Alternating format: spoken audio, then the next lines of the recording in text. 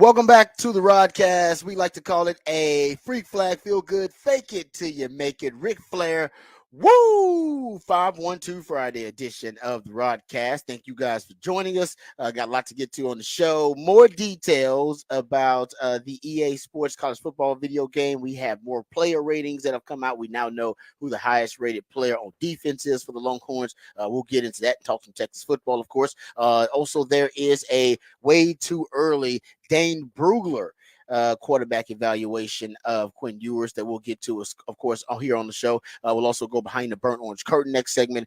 More trends that I've been observing in my deep dive of the SEC, some of their conceptual signatures, some of the conference outliers in the SEC with Texas transition. We'll talk about what I've discovered, and we'll also talk about how Texas can maximize and take advantage of some of those trends that I've discovered in the SEC. We'll get into that coming up next segment when we go behind the burnt orange curtain. We'll also get into some NFL news, notes, and nuggets. We got some Texans conversation. We've talked a lot of Cowboys. We'll get into some Texans conversation when we get into the second hour of the show.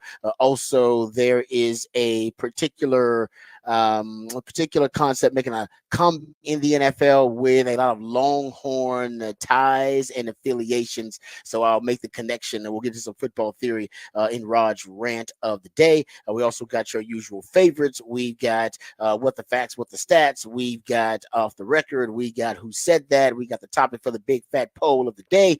We already know what the musically themed day of the week is because it is a 512 Friday. So we got a lot planned for you on the show. But let's not waste any time. Before we do, let's introduce you to the rest of the crew because he's one of the hardest working members of the ARN family. He's got a hustler spirit, period. I'm not sure what he's paid, but I'm pretty damn sure he's underpaid. Ain't no 401k for this hustler, and he's a hustle man of many talents. It's our friend, co-host, and neighbor. It's Patrick Davis, y'all. What's going on, Patrick? How you doing, brother? I'm doing good.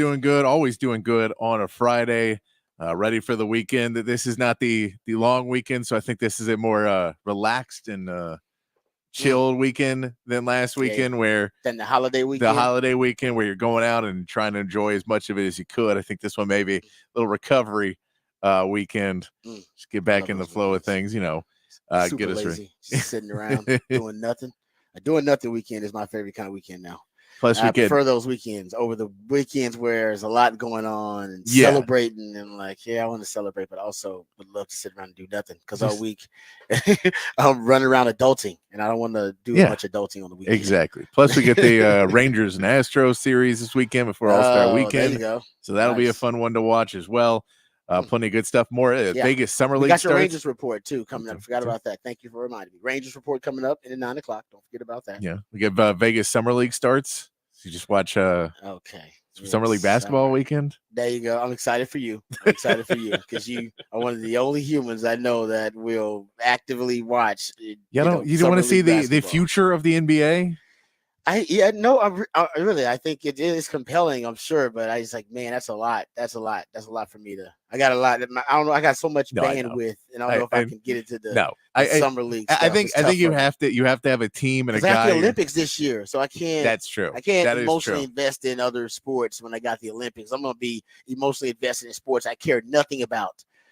So many of them in the Olympics that I can't do summer league because I just skip things like the ESPYs and then I have time for. Oh, I've heard it's just terrible now. I heard it's horrible. Was it good at one point? I believe at least people thought it was it was more relevant, I should say.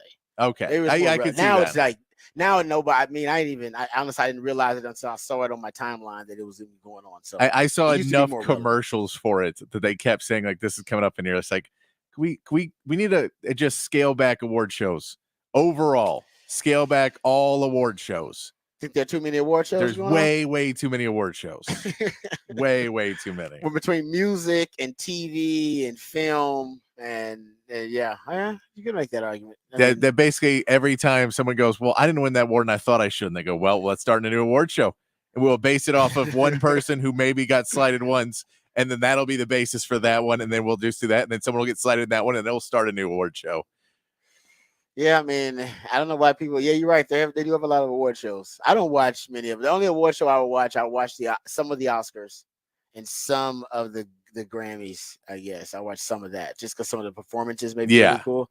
But that's honestly that's about it. I don't think I watched many award shows. I pretty much tune most of them out. No, I'm I not. tune all of them out, but yeah, I never watching to watch an entire award show from start to finish. Now that's just lunacy. I don't understand. No, and I know, but I know like people. Get some of it, but it's like the whole thing. You're gonna sit there and just watch the whole, like the entire Oscars. Like, and I know really? people who best screen editing and all yes, that. exactly. No, I gotta watch the one they do on the day before too. Want to watch that one? Yeah, I'm like, no, man. No. I'm like, I'm good. I'm good. I do. There's some I care about best picture. I care about best actor, actress. There's some I really care about. I'm like, I gotta tune in for those.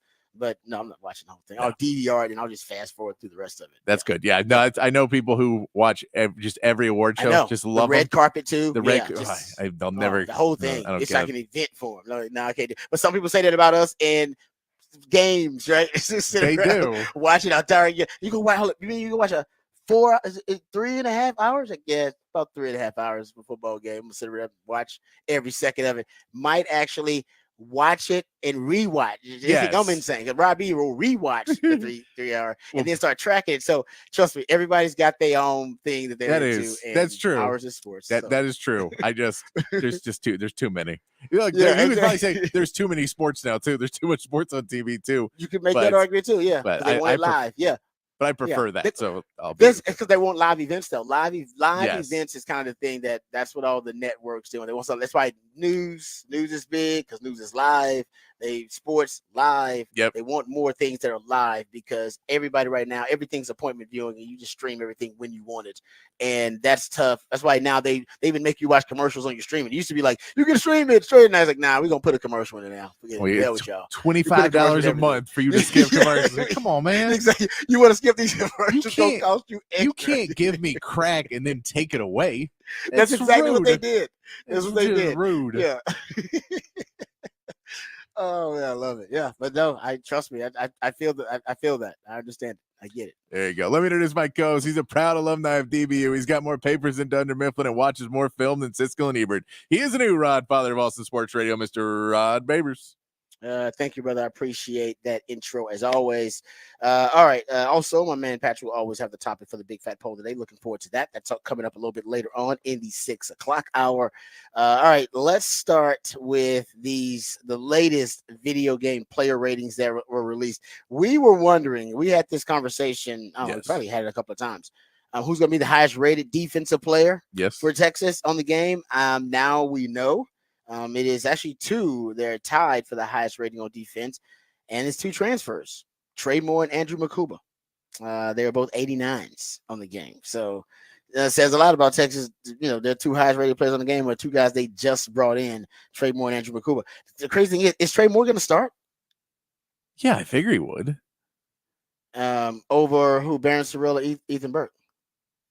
I mean, I would. Baron Sorrell's been there forever. He's a mainstay. He's been, yeah. And now Ethan Burke is. Ascending. I'm asking. I mean, maybe Baron Sorrell. I'd probably put Ethan Burke in. That's what I'm saying. Like it's interesting. It's like I said, it's interesting. Yeah, it is. Because my point is you're deep there. Exactly. It's a good problem. You're very deep at the edge. Yeah, but I hadn't even thought about it. No.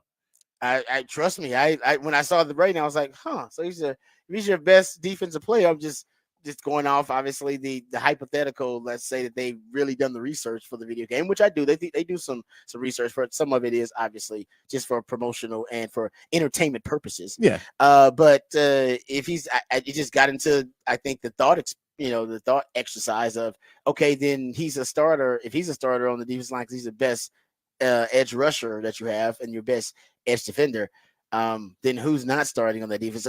So I wonder if Baron, I can say, I just wonder if it's a situational thing, you matchup wise, or you just a true rotation of guys that it doesn't matter who starts, because hell, Trey Moore may end up playing more. It's like kind of basketball, like you see that in basketball. I was like, oh no, this guy starts, but no, that 6 man, he actually plays more and he closes. Yeah, exactly. In there in the fourth quarter, like it's gonna be that. Like honestly, it may be that. It may be who's ever playing well at the time. Yeah.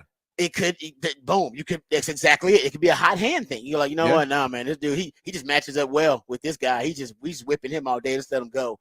or it may be, so like I said, more, I don't know why basketball seems to be coming to mind, but sometimes you got a guy, he's just a closer, and he may be actually a guy that comes off the bench, but he's a guy that in the fourth quarter, he's one of your guys that you have in clutch time.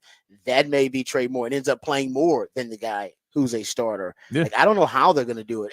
It's a first world problem. It's a beautiful problem to have. No, and I mean, it could be, whatever move your guy has that the defender is just having a problem with, that the left tackle, right tackle, or wherever you're putting him, that guy can't beat that spin move, or he can't beat that the burst off the ball, or whatever it is, that, if you have that guy, and whether it's, a Vosick or a Colin Simmons too, who are going to be fighting for playing time. In the rotation, yeah. Justice Finkley, all those guys, if they're fighting for playing time and all of a sudden they're having success on a left tackle or right tackle, you say, all right, so keep riding the hot hand and keep keeping those guys in on important downs. I don't know how they're going to do it. That's probably one, that'd be one of my first questions at Big 12 Media Day. SEC. Sorry. I apologize. No, you're good. We can be happy about it, Yeah, I gotta get used to it. It just means more. Yeah, at media days, that'll be one of my first questions. Is what do you do about what's the plan on the rotation at the edge position? Is it we starting off with? Is it based on early on in the game there'll be a different style of play because maybe teams will be establishing the run. You got better guys who are more equipped to be edge defenders against the run, or at least more effective against the run. Yeah. And then Trey Moore is a guy who's actually a little bit undersized.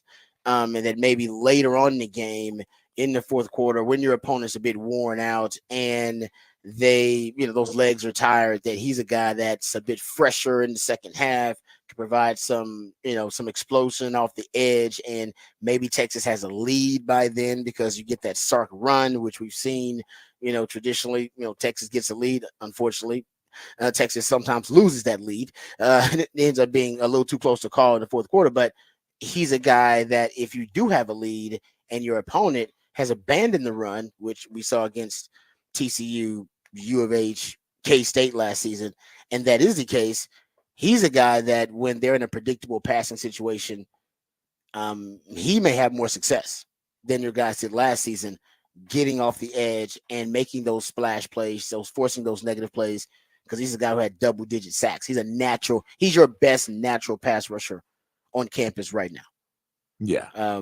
But I wonder how equipped he is to handle the run in the SEC, which is a line of scrimmage league, which teams are going to be establishing early on in the game.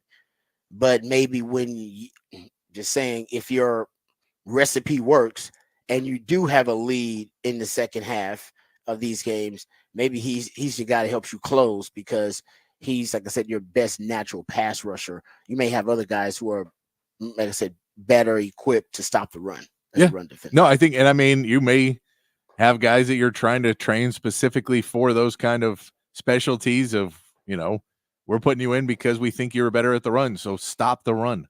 We're not as worried about your pass rushing. Yeah, exactly. Situational, matchup based. I don't know how they're going to do it, but that's a good problem to have. Okay, so Trey Moore is an 89. Andrew Makuba is an 89. And Makuba, remember, Makuba, I assume it's going to be him starting and Derek Williams starting. I like Taft Daddy, but I assume Taft Daddy's going to be one of the guys rotating, but I don't know if that's going to be the case early on in the season. They may start because I believe Taft started the spring game, if I'm not mistaken. They may start with Taft Daddy just because he's more familiar with the system, knows the system, until Andrew Makuba can get more, better acquainted with it and get more comfortable in it. Or maybe he doesn't need time. I mean, he is a veteran. This guy's been playing a lot. He's played a lot of college football.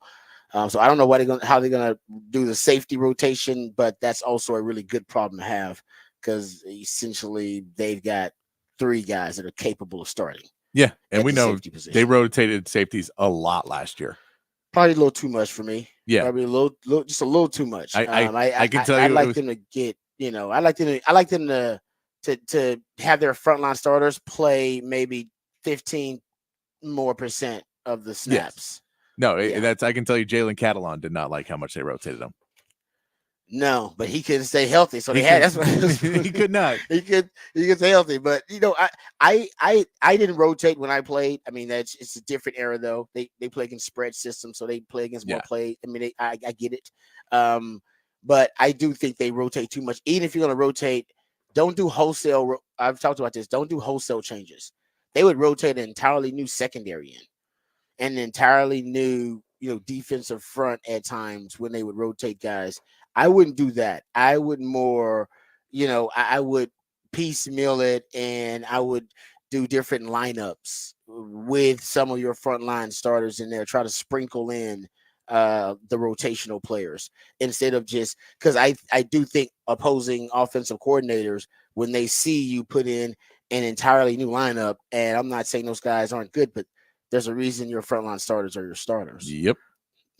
When you put in the entirely new secondary, if I'm a play caller, I'd save some special plays specifically for that group because, like I said, they're more susceptible, or my plays would most likely be more effective versus that group than the frontline starters. So Yeah. I would, if I'm them, I would do different lineups, like just try to Yeah. sprinkle in the other guys rather than, No. and then you would make it tougher on the opponent rather than they have to find someone to pick on rather than just saying, all right, you know what? We can go up tempo now and let's go hurry up offense and let's go based into our kind of 2-minute drill and really put pressure on these younger guys. No, and I mean, and now again, when you talk about that inset headset communication, it makes it easier for a coach to communicate that to a quarterback. Oh, great point. That instead of having to call the plays on the sideline, you're trying to let him know without letting the other team know what you're doing or send the signal. You just tell them and you go, "Hey, do you see what I see? The second team's out there. We're not no huddle. Hey, you know that thing we ran in practice? We had the Texas substitutes too much package. We had that package ready. Run that next. We those are eight plays are scripted. We're going. Just take it downfield. You read it. We got mismatches. We're ready to go. Yeah. No, and Caleb DeBoer did it. He did it in the Washington game. Yeah. That was a 4th down where he converted, waiting on Tavondre Sweat and Byron Murphy to be rotated out. And when they were rotated out, he went for it. I guarantee if they were in, he probably would have decided to punt the football.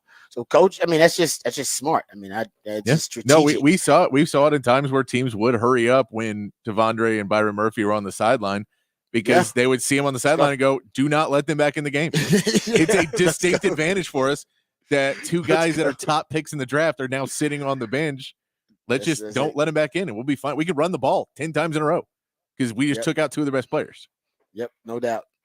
Totally agree. So, so I think that's actually on both of those positions. You have first world problems. Yeah, just about who's going to end up rotating, how you're going to determine those rotations and those reps.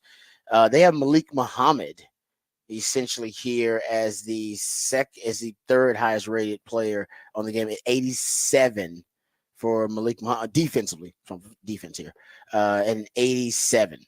And then Anthony Hill's at 86. So Malik Muhammad getting a lot of love. He should. Yeah. Malik Muhammad's a really good player. He really is. I mean, he's definitely your best corner or best coverage player, coverage defender. There's no doubt about that. And this year he could be potentially an all-conference player if he takes that leap. And a lot of people believe that he will. So that's the best players on defense. Anthony Hill. He believes he believes his rating is too low. Everybody believes their rating is too low in the game, but he actually put it out there on Twitter. No, I can see why he's one of those guys I kind of don't mind because I feel like he may have that dog in him to be like, no, I'm gonna go prove you wrong. Yeah, man. Hey, man, they got the updates. The updates are for. Exactly. You're all good. It ain't where you start, it's where you finish. Yep. But those are the best players on defense. Getting to offense, we talked about Quinn Ewers. We already got into him and his rating.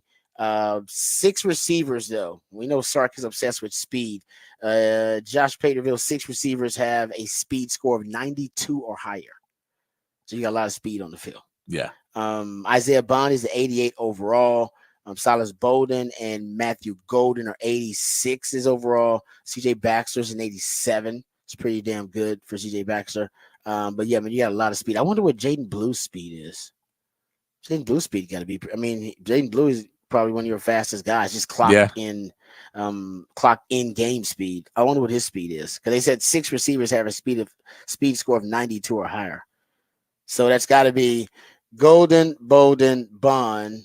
Got to be DeAndre Moore's in there, Cook's in there, Yeah.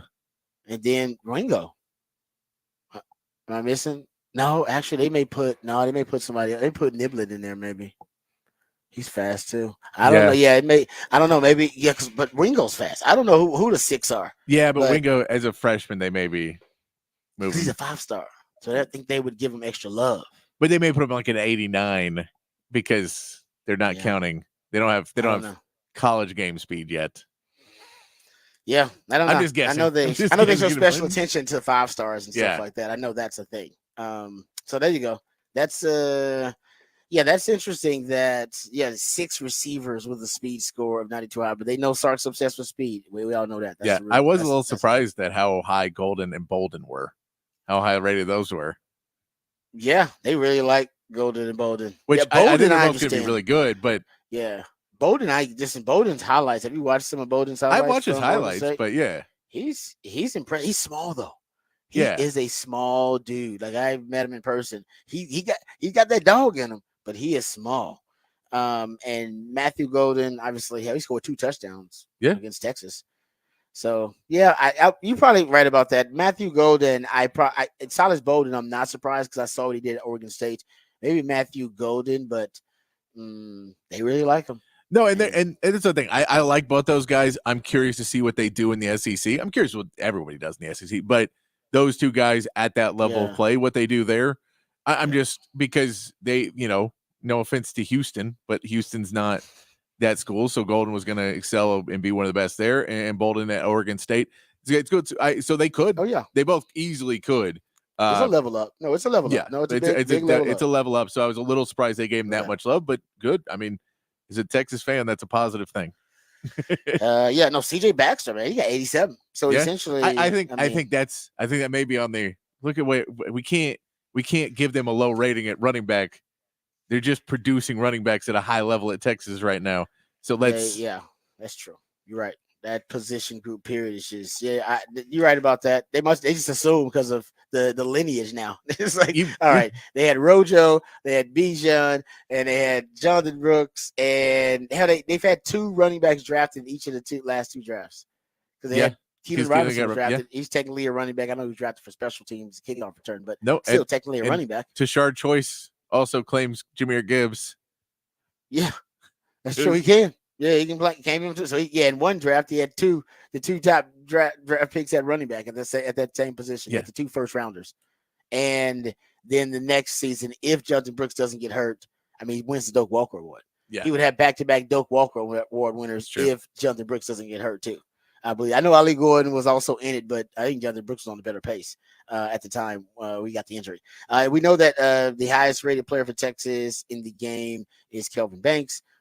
Quinn Ewers is a 92 overall. I think he was ranked 27th or something like that. Kelvin Banks was 13th overall in the game.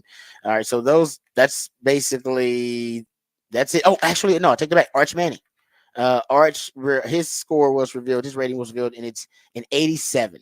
Remember what I said? I said don't put it fewer than 5 points behind Quinn, because if you do, people are just gonna put in Arch. If you make Quinn at a 92 and you made him 89, people just gonna put him in. They'll be like, oh man, the difference is negligible. People are still gonna put him in. People are still gonna put him in. Well, at least the 87 will key. You're like, man, five ratings points. That's a big difference. That's a significant difference. So people, they may decide now, but if they made it closer than that, oh man, everybody would have been throwing him in there. They'll still put him out in the transfer portal, I'm sure, and he'll be starting because I believe his rating is higher than a lot of starters at the 87. Has to be. I want to say somebody said it's higher than Will Howard. I had to look up Will Howard's rating. And Will Howard may end up starting for Ohio State. Yeah, I got to go look at the rating, but someone said it was higher. I got to go check it out. I don't know all the other schools. I don't think everything's been released yet. I don't think. No, it hasn't. They just for the big schools, the big time schools. I do know that a lot of people are upset because like the loading screen. Yeah, I saw the that. Game. Why? I saw that. I mean, well, it's the people that want to cover the game. You can't get. but it starts off with, I mean, it is a big kind of long shot of Quinn Ewers, talking to the screen, throwing up the hook 'em horn sign, and yeah, I think he's like the first image you see in the loading Yes. screen for it, and then they show the other players, and they show Travis Hunter walking down, and they show the Michigan player too. So it's, I mean, yeah, I don't know if people are upset, but I would say Texas probably got more love in the loading screen than images than any other player. So people were upset about that. They didn't like it. They're like, I gotta look at this loading screen forever. Like, yeah, that's a loading screen. It's okay. I'm just telling you, folks. That's why the hatred. It's coming. It's coming. Well, it's already here. All right, we'll save the Quinn Ewers evaluation because Dane Brugler did a Quinn Ewers eval in the New York Times actually. And I saw it. We'll give you some of the tidbits from it. Remember, we had the Daniel Jeremiah eval was that earlier this week where he had that for NFL.com. They're way too early evaluations for the 2025 draft. He made he made a player comp to Quinn Ewers that a lot of people took offense to, which I don't think is accurate. I didn't think anything of it because it was, I don't know, I thought it was kind of a weird. I don't even know if it was lazy. It was just a strange comparison that I just didn't think was applicable. I just didn't think it applied at all. He compared him to Baker Mayfield, and it may have been looking at something else, like something specifically the mechanics, and even the mechanics to me and the throwing motion. None of it really matches up with Baker Mayfield. Definitely not personality. I mean, temperament and disposition. No, This is no. not I even mean, close. it is a solid way to piss off Sooners and Longhorns at the same time. It honestly, and that may have been it. It may have been just a straight troll job. He's like, you know what, man, I need some straight troll job because, yeah. And so, I'll read that to you a little bit later on, because I don't know why he did it. Because actually, Dan Jeremiah usually does great work. It was a weird player comp. Quinn Ewers to Baker Mayfield. You're right. It could be it. Could be straight trolling. It is brilliant because we brought it up on the show. He got us. You got us. You got us. Dang it. Damn it, Daniel Jeremiah. Smart move. He's like, they'll talk about it on all their shows. How stupid I am for making the Baker Mayfield comparison. It's like, that actually is brilliant. Damn. All right, there you go. All right, so we come back. We'll get into that. But also, I want to start talking about these trends I've noticed in the SEC. So we'll look at the most successful third down passing concepts in the SEC, and which one of those, how many of those passing concepts have similar staples within Sark's offense. And then we'll look at the success rate of those concepts in the SEC, those third down passing concepts, and then we'll look and see if Texas has success rates that are similar, that are better, that are worse, and looking at their transition to the SEC. Will their staple of plays on money downs, will they actually translate to the SEC? I think so, but I'll give you some examples of that when we come back. We'll get into that, but also the Quinn Ewers eval, lots of Longhorn football discussion on the other side, right here on the Rodcast, featuring Patrick Davis on Lifetime Longhorn. Rod Babers coming back on the horn.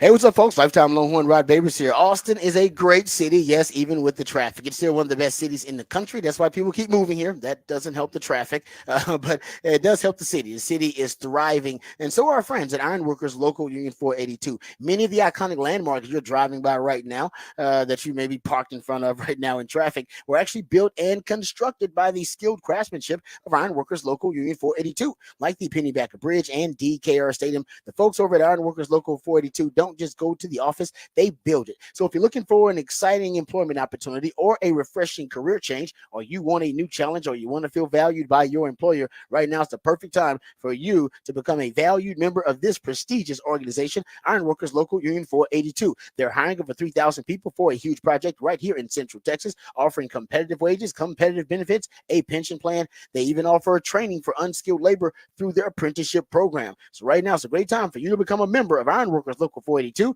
and take pride in the type of teamwork and craftsmanship that help shape the future of our great city. So go online today and apply at ironworkers482.org. That's ironworkers482.org.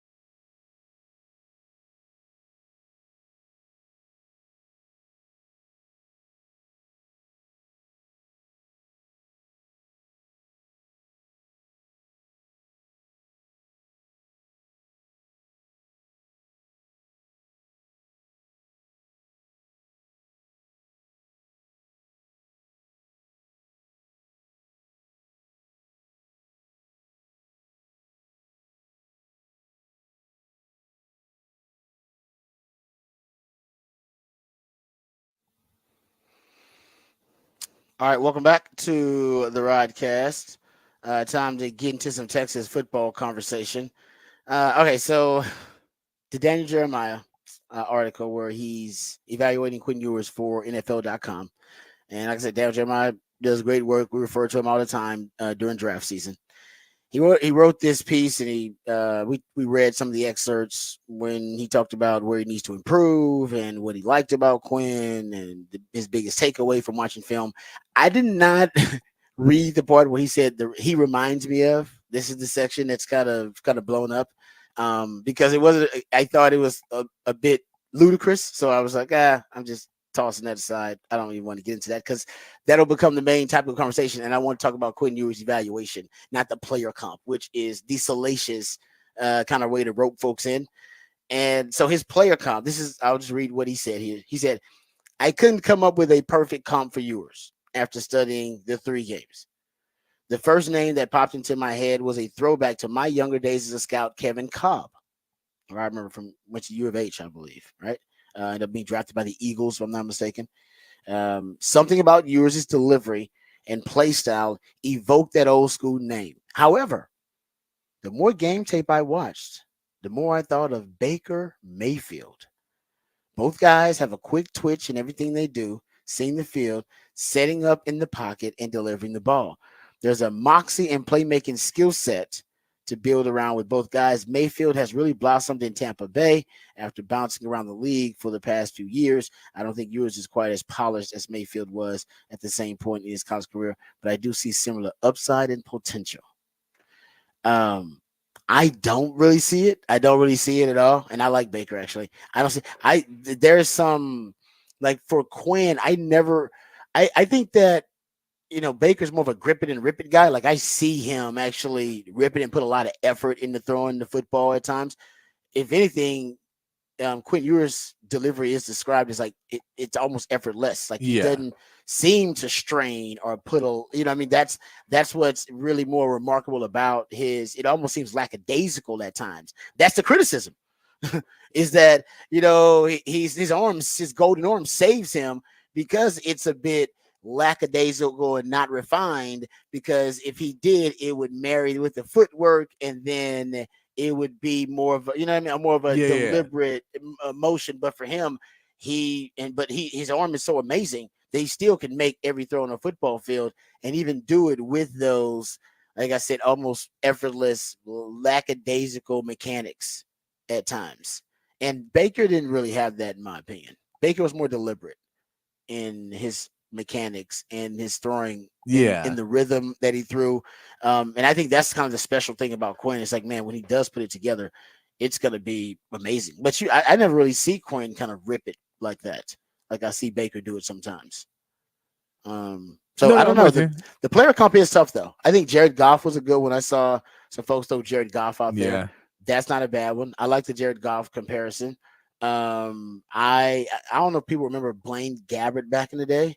I don't know why I see some Blaine Gabbert just in his release and delivery. And Blaine Gabbert was drafted in the first round back in the day, but never really worked out into being kind of a disappointment in the NFL.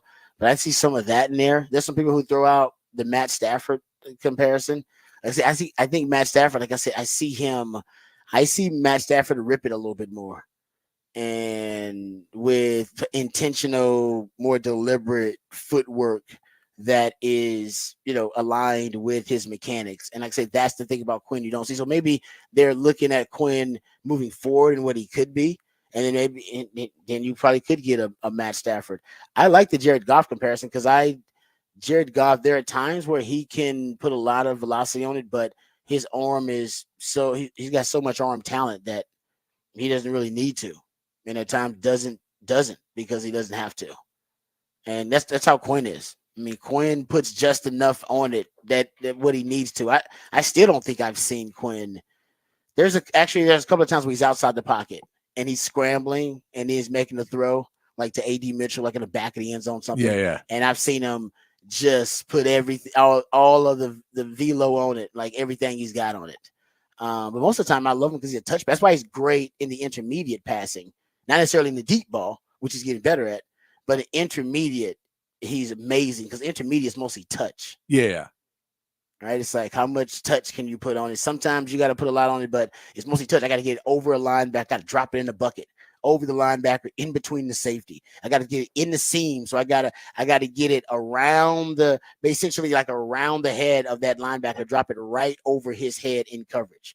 So there's a lot of touch involved in the intermediate area of the field. And with in deep, it's just kind of ripping. Even sometimes with the quick game, it's just with the RPO. You're just throwing from a different platform. You don't even know how you're going to throw sometimes, where your passing lane is going to be. You just know where the receiver is supposed to be, and you're just ripping it right out of that mesh point. You're just coming out and it's coming out as fast as you can to get it there.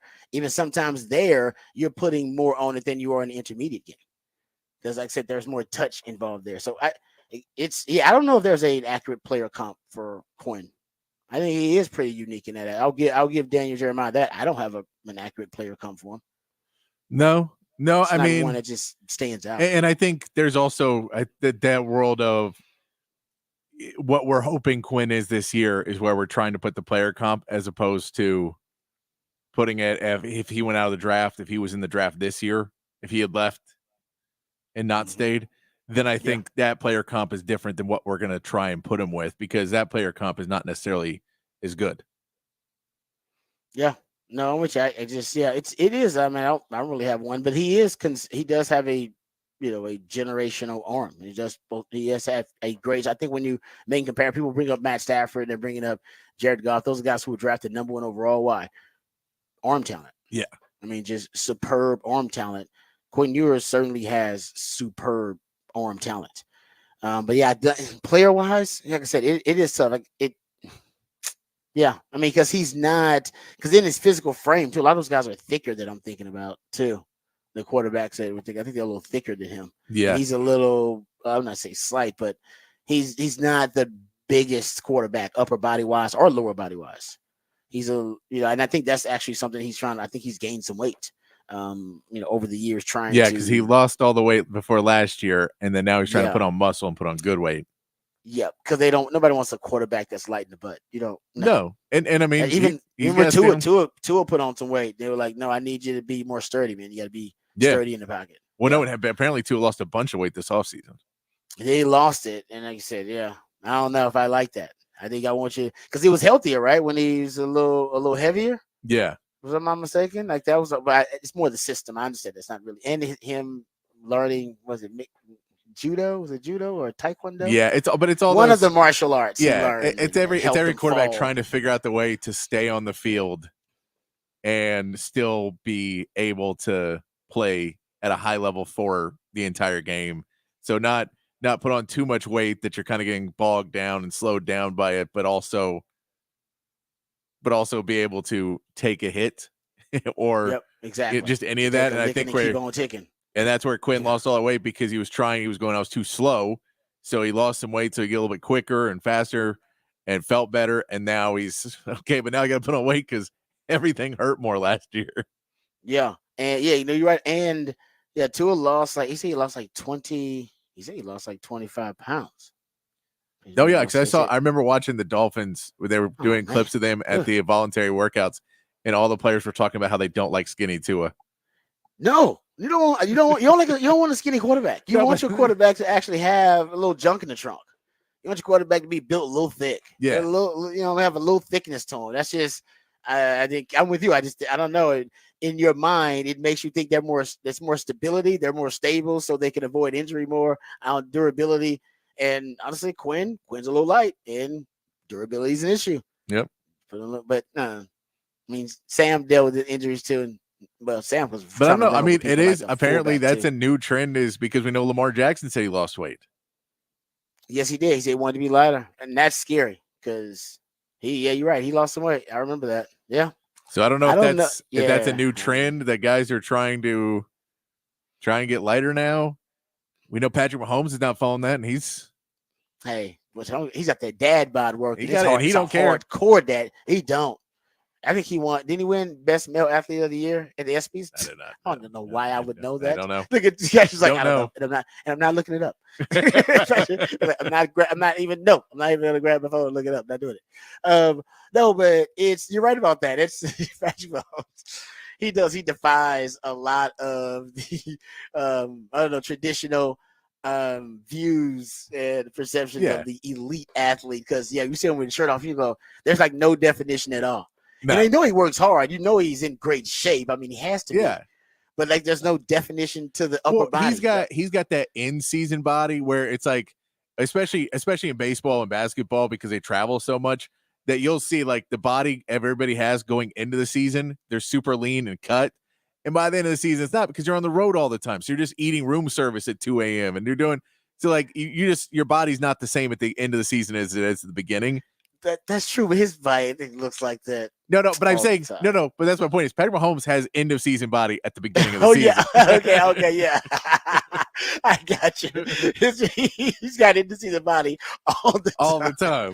Yes, I agree with you. I agree. You're right. No, it's remarkable because like I said, I've seen him play in person, and he's the best. He's actually one of the best athletes out there. It's not just quarterback. He's like a great athlete out there with the way that he can avoid sacks and extend plays. But yeah, you see him with his shirt off, and you feel ashamed of yourself. You got this. I mean, you're all yoked up. You've been working out in the weight room, and I'm sure he does his own stuff too. Yeah. But you're all cut up, and you're like that dude with the. I mean, it's a elite dad bod. I mean, it's next level, like you said. There's no definition or anything to it, but he'll go out there and carve your heart out with a spoon, and you'll just be left there like that. That dude, yes, that dude. All right, but getting back to Quinn. So let's read the Dane Brugler evaluation of Quinn because we just talked about Dane and Jeremiah. So here's what Dane Brugler had to say, and I got this from he did this in the New York Times. So I guess he was just doing some stuff for the New York Times. Usually, you find Dane Brugler stuff at the Athletic, I believe. But here is what he wrote up about Quinn. He was his third ranked quarterback in the 2025 class. He's got Carson Beck and Shadur Sanders ranked ahead of him, just like Matt Miller in his latest way too early mock draft, I should say. And most of the evaluators, that is the case this year. But I think Quinn can leapfrog one or even both of those guys this year. That you really could do that. There's no doubt he has a chance to do that. But he's got to play really well. Okay, so here's what Dane Brugler had to say. Regardless of yours' feet, body balance, or arm angles, the ball consistently jumps off his hand with effortless zip and control, which allows him to make all the necessary throws. He has a snappy release and can just as easily rip a frozen rope with velocity to the wide side of the field or loft a teardrop over the coverage. There are plenty of examples of users' arm strength on film, but I wanted to highlight his knack for timing and touch when leading receivers downfield. And he's also went on so must improve section. He said technical refinement. Though he has an impressive arm, uses mechanical inconsistencies will lead to sprays or misfires. At times, sloppy routes by receivers are the culprit as they force choppy footwork and users drop. But other times, the quarterback relies too much on arm talent and not enough on a sound base or rhythmic delivery. Continued technical refinement should lead to fewer missed throws this upcoming season. Yeah, I mean, that's kind of what Daniel Jeremiah said. That's kind of what we've talked about too. He's got the arm strength, so it can save you when your footwork is not necessarily matched up or aligned with your arm mechanics and your throwing mechanics and your motion and your rhythm. He doesn't really have to do that because the arm is elite. But in the NFL level, that may come back to haunt him. At the college level, he's still so damn good. At the highest level in college, it's still not going to hurt him tremendously. I mean, we've seen that. It's not going to. But if imagine the leap for him if he does start to marry those different elements of his throwing motion and how good he can be. Because right now he's one of the second best quarterback in the country, third best quarterback in the country right now considered, and everybody's pretty much got the same or similar critiques about the mechanics and the footwork marrying aligning with the throwing motion and the mechanics and so his people are working on that too. Sark's working on that too. Yeah, of course. So I like you said, I think Usa has a friend that had a chance to leapfrog these. By the way, Aggies, he's got Connor Wigman as the fourth quarterback in the draft class. So people are more and more people are getting. I remember Matt Miller had him drafted in the first round by the Rams, I believe it was. So people are high on Connor Wigman. Connor Wigman is going to be the second best quarterback Texas faces next year potentially. I mean Jackson Arnold. Well, I don't know because he hasn't played. He keeps getting hurt. He's only played like 7 games in his career, so they're basically extrapolating. And they have a whole new system, new everything there. So we will see. But yeah, he has all the potential to be. He does. And so like I said, he may end up being the second best quarterback Texas faces next year. All right, that is the Dane Brugler breakdown of Quinn Ewers. All right, we come back, we'll get into the topic for the big fat poll of the day. Also, we'll get into the first selection of the musically themed day of the week. All of that and more right here on the Rodcast featuring Patrick Davis. I'm lifetime Longhorn Rod Davis coming back on the Horn.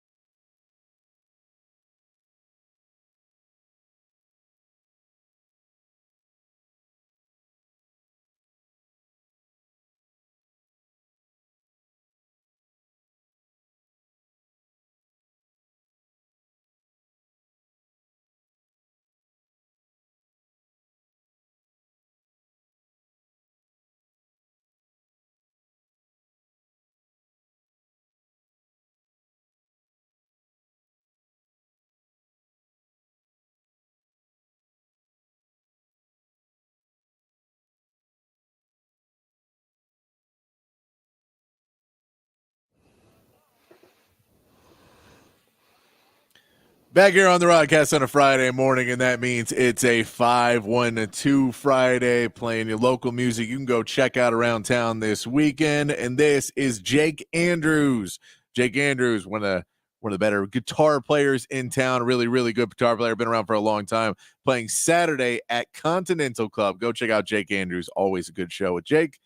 Let's get over to the big fat poll today. 512-447-3776 is the text line number if you want to join the conversation, and we'll get it posted up on X as well at the Horn ATX. Patrick's big fat poll of the day on the Horn. Big fat poll of the day today. We're going to try a new game for the big fat poll of the day. Rod, are you aware of Start Bench Cut?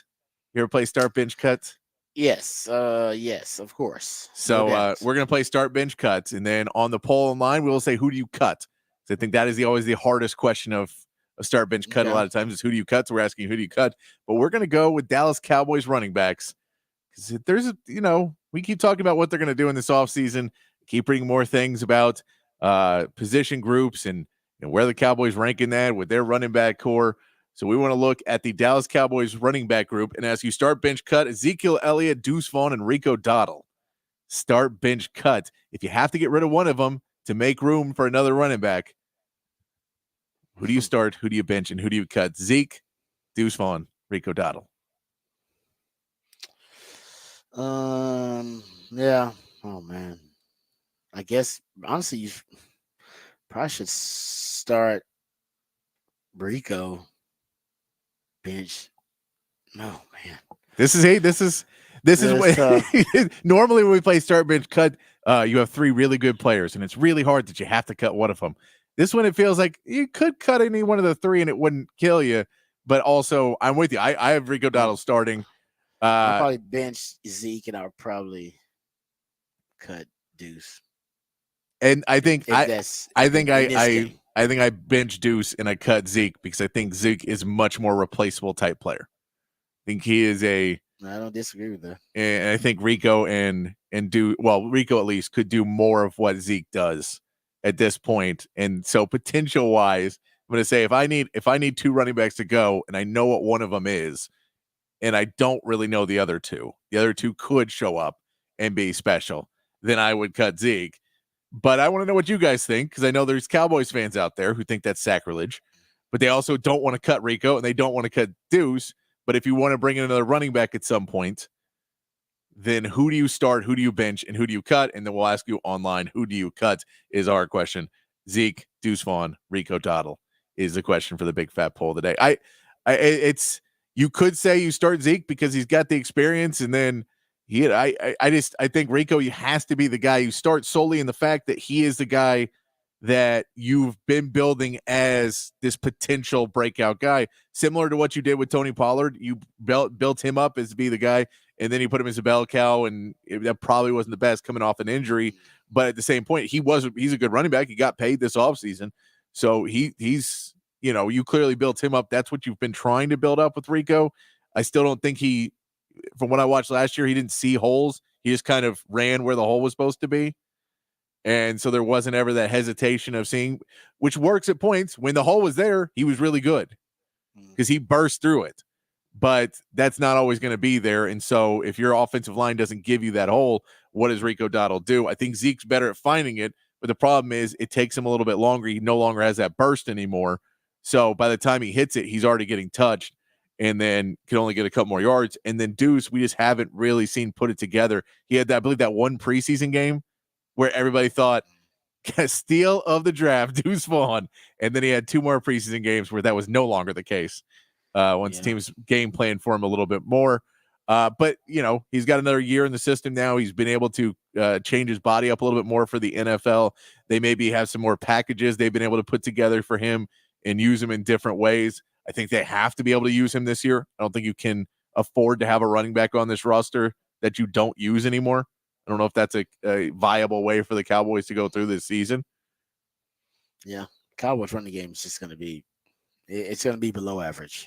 Like I don't think it's going to be a difference maker for them. It'll largely be symbolic, I think, this year, and it'll just be a Dak centric, CD centric offense I think it will be too. But And he'll still be pretty good, but I don't think the running game will make much of a difference. I Just still don't think have you. I any. mean, but are you? But how many? What percentage of plays are you running the ball?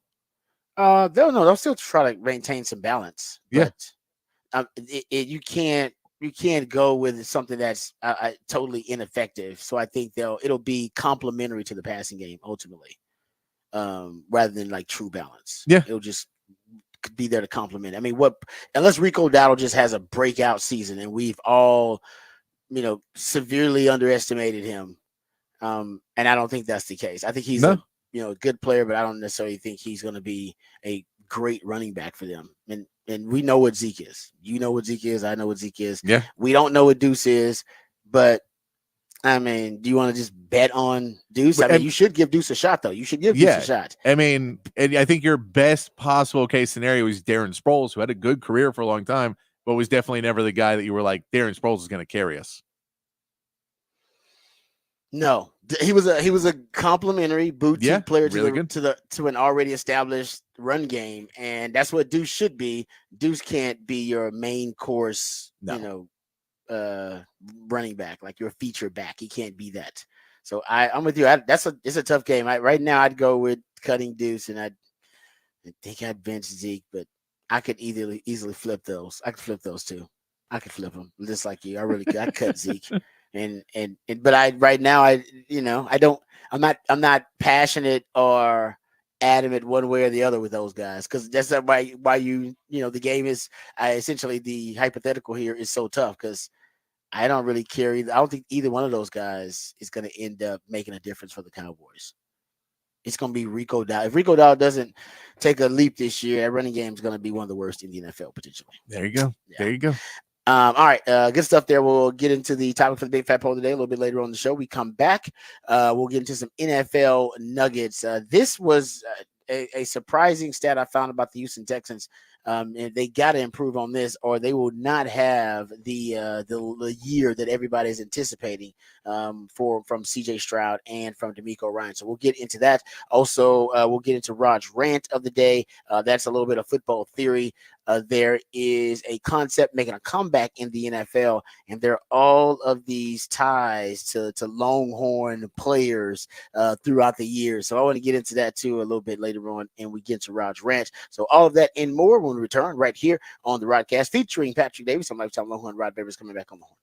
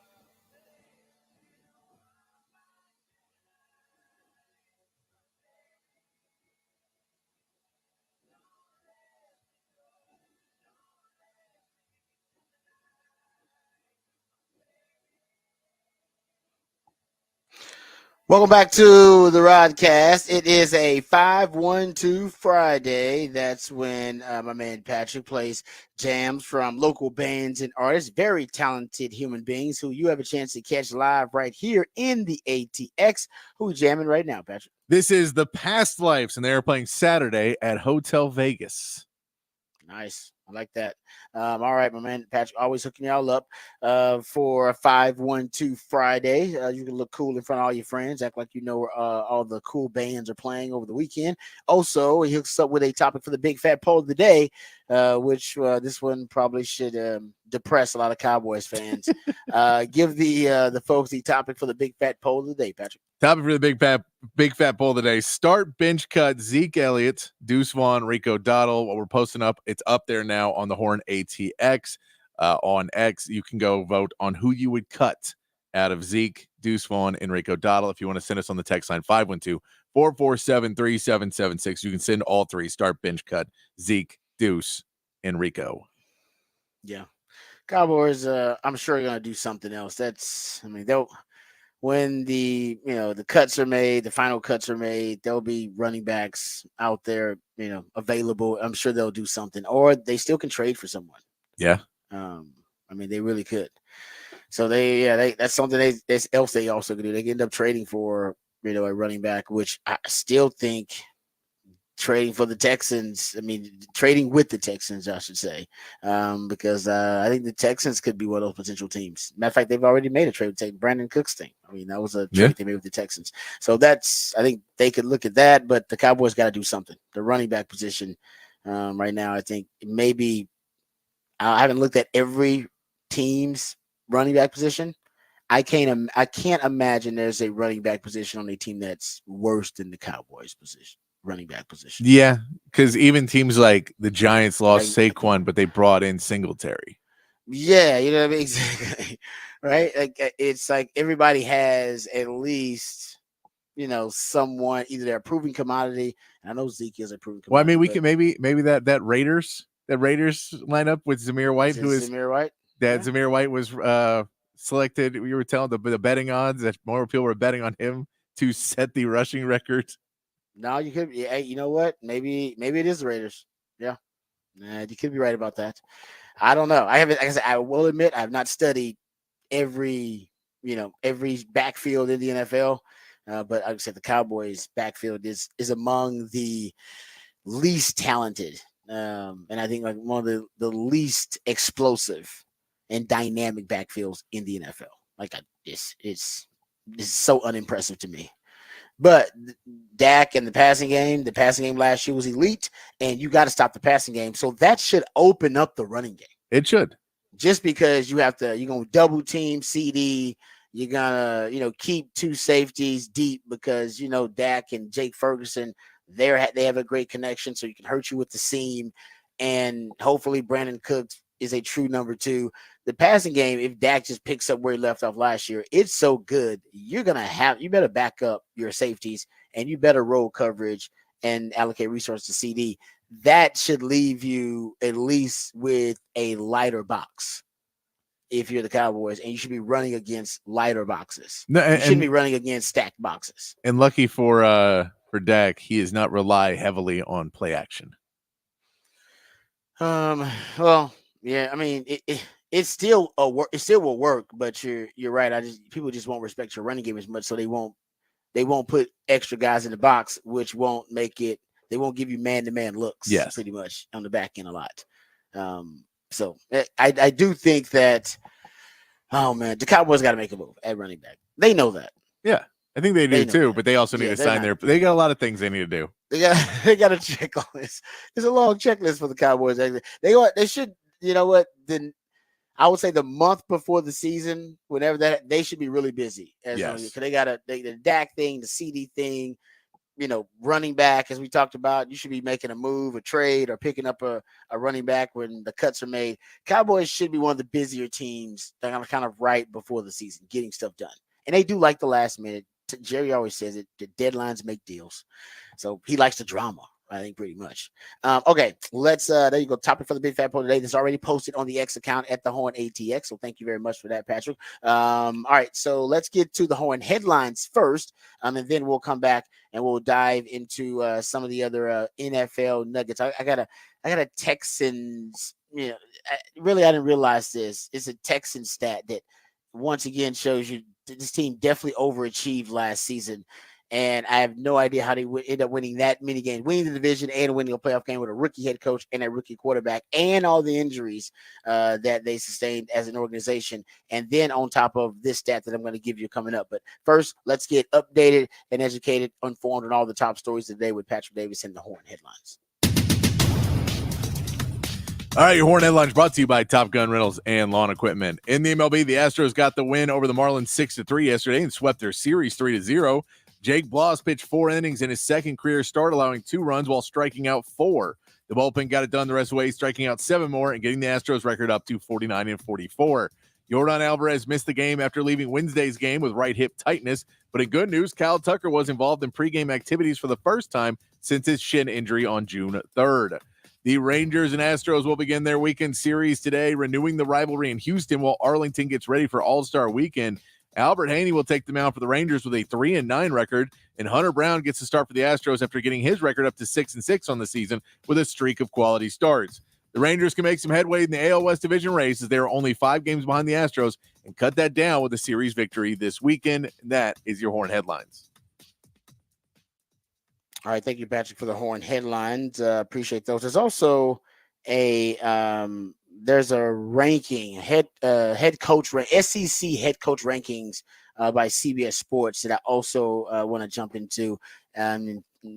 Sark is ranked. I think ranked where he should be, and we'll talk about whether he's ranked too high. Some people may think he's ranked too low going into the SEC. Big year for Sark, but definitely last year was able to win over a lot of non-believers in Sark. So we'll get into that too coming up here in this segment.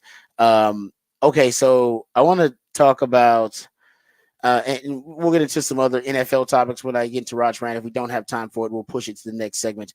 But I saw this stat about the Texans, that the Texans were the most penalized team on the road in 2023. They were the most penalized road team in the NFL. That's why they were 4-5 overall on the road, including that playoff loss at Baltimore. And the offense ranked 10th for false start penalties, mostly because of the road issues they had. They were the number 1 penalized road team in false starts. So they had the most false starts on the road of any team in the league. The defense, if you'll look at it, an above average 29% of the Texans penalties occurred on third down plays. So 30% of their penalties, a third of them basically were on third down, money down. Yeah. The special teams unit was a top 10 penalized group in 2023. That accounted for damn near 15% of their penalties. They came on special teams, which also are pretty crucial because, hell, sometimes they can lead to a first down, depending on, especially or a missed kick because it's a longer field goal or whatever, depending on the special teams play. They also had, make sure I get this right. The defense ranked second for defensive pass interference penalties. Now, that is not always a terrible thing because it's kind of the old Seattle Seahawks recipe where, there is some logic to it that basically their officials, there's no way they'll call you for they won't call you for pass interference on every play. Yeah. Once you get 1 pass interference or maybe even 2, a lot of DBs think it's worth it because they won't call it on me on every play. No official's going to do that because they'll think they're being gratuitous. They'll be like, man, I can't call on every play. I'm not going to do that. So their thought process is maul the receivers. If they call it, all right, they call it. If they don't call it, at least we'll kind of set the tempo. We'll be able to set the standard of how physical they're going to let us be, right? instead of the officials, usually you adjust your playing style based on if the officials are going to let you play. You force the issue. Where the officials like, well, hell yeah, I'm gonna let them play. I mean, I've already let them, do this, and so basically, it's you just kind of pushing the envelope as a player. So there are some defense. I said the Seattle Seahawks, they were famous for it. They just maul people, and then they would get called for it. But what would also psychologically happen to the refs is they would let them get away with more. But they would still call it if it became excessive. All right, he just dragged him to the ground, and he's got his jersey, running down the field. Yeah, we're gonna call that holding pass interference. But psychologically, that the refs will let you get away with more because now their gauge, their perception, interpretation of the rule is totally different. They're now they're letting you be more physical because you are the one that almost set the tone. Yeah, as a team. I'm not saying it worked, but that's the theory. That's why they're like, no, just go maul them all damn day. We'll take the penalty. It'll pay off later on because the ref, he's gonna adjust his officiating to style based on the way you play rather than you reacting to him. It's a hey, like I said, it could happen, but the Legion of Boom did it, and it worked for the Legion of Boom. There's statistical analysis and data that said no, it worked for them. I don't know if it'll work for everybody. They had, that was, I think they get more respect from the officials too. I mean, you the Texans, you ain't getting no respect from the officials. They're like, I don't know any of y'all. I mean, they got guys who were considered to be all-time greats, all pros on there. Richard Sherman talked a lot. Earl Thomas at the time, Bobby Wagner on that defense. So I just think also like star power helps you in the NBA. Yeah. I think it helps you a little bit in the NFL too. That hey, he's an all-pro corner. They assume, it lets you get away with a little bit more than they would. Yeah, and that was they built their identity around it where yes, the Texans do not have an identity of the toughest defense or any of that. So you'd have to build that. That would be a thing where you'd have to build over the next 2 to 3 seasons. And then 3 seasons down the road, you could have that identity. Yes. But you have not built that yet because you're up and coming. So you don't have that ability to be able to do that right now. Yeah. Yeah, no, exactly. It could be a reputation thing. That's a good point too. About it just could be a reputation thing, and maybe that's what they're going to establish. So maybe the Texans are establishing. D'Amico's like, no, that's the way we can play. That's going to be our style. But either way, I did not know the Texans were that much of a, I would say that undisciplined, that much of an undisciplined team. But on the road, they certainly were, and in key categories. I think the one that stands out to me is the third downs. Basically, a third of your penalties occurred on third down plays. And that could be third down on defense, third down offense. That you got to clean that up. And then on the road, can't beat yourself on the road. Can't be the number one penalized team on the road because then you're beating yourself and putting yourself in a hole. So it's like I said, it's amazing. I'm assuming this is why, like I said, the second year slump thing for CJ, we talked about that. I don't see that happening because you added weapons, you added Stephon Diggs. I also don't see the second year slump because I assume you'll be better in terms of these penalties. I mean, there's no, like I said, they could repeat that, but I don't think you're going to be the number one penalized team on the road like you were this past season, which, like I said, I didn't even realize that a third of those penalties being on third down. We've talked about the offensive line being the most injury-riddled offensive line in the last 23 years in the NFL. That'll be a little bit better for the Texans. They won't have those types of injuries. So there are lots of reasons why the schedule is tougher, no doubt about it. Yeah. So that's the reality of it. You got to play better teams, but Texans should be a lot better. Even though they first rookie head coach quarterback combination to win a playoff game and win division in like 100 years. Still, I think they should still be better. I just gave you even more reason why. I mean, that's incredible to be that bad in terms of penalties and be that undisciplined on the road and yet still be able to win games and on crucial downs, on critical downs, on money downs. Yeah. For your penalties to be, a third of your penalties to be in those situations just shows, it does show a lack of, like I said, lack of discipline, shows a lack of focus. And those are things that we were praising D'Amico about. And I still think we should. He's a rookie head coach that did great. But those are things they got to clean up. Yeah, and I mean the offensive line isn't that one is not because of the injuries. So you say I can understand that a bit more, but the rest of them are pretty Yes. alarming. The special teams is really, really alarming. That one's where you just go, you can't have any phase of your game be as bad as that. But the special teams, it's like you guys you got one job. You come out here and Pretty do, much. and if you Yep. can't do this, then we have to figure some things out.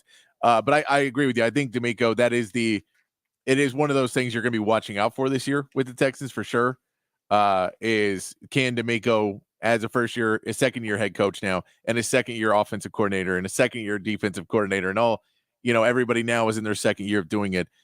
Can they in training camp? Can they start to focus through this and figure out the ways to get their players to not do that and just take a little bit more time as opposed to installing the offense, installing the defense, trying to get everything perfect in all these other ways. Understand the small pieces that are going to end up costing you games down the road. Yeah.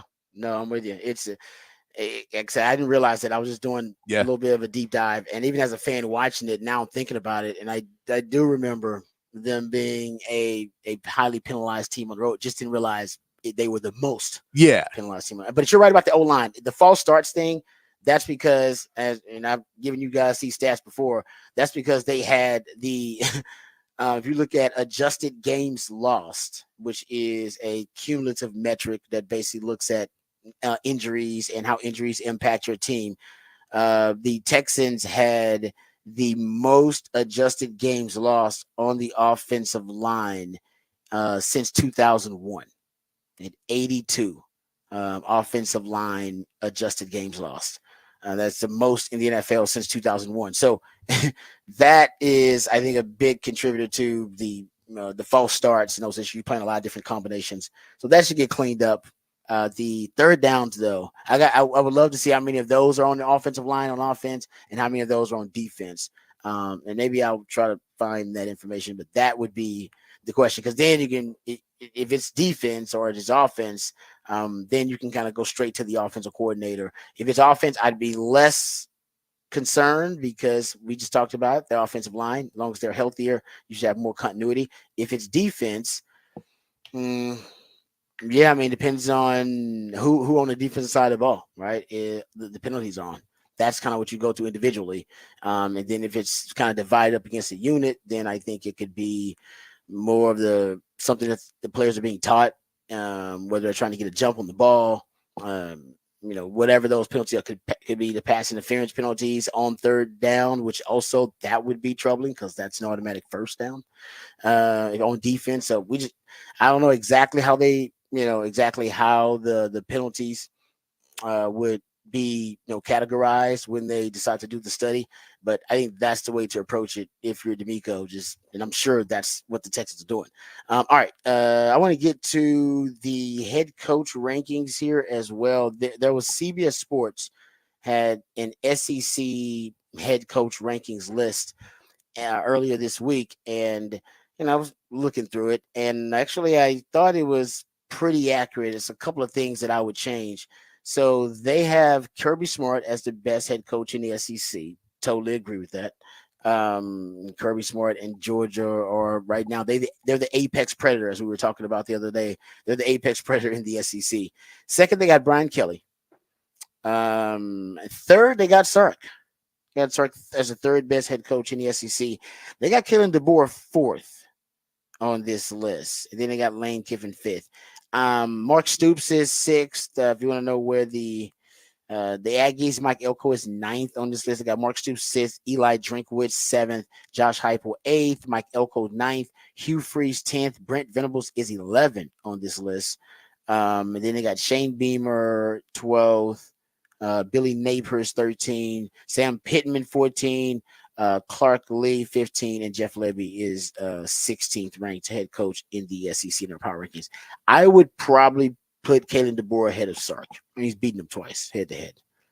And I think Kalen DeBoer's lost 12 games as a head coach, something freaky like that. I do believe it's something. Yeah, and this dude is, as a head coach, his record right now is 104 and 12,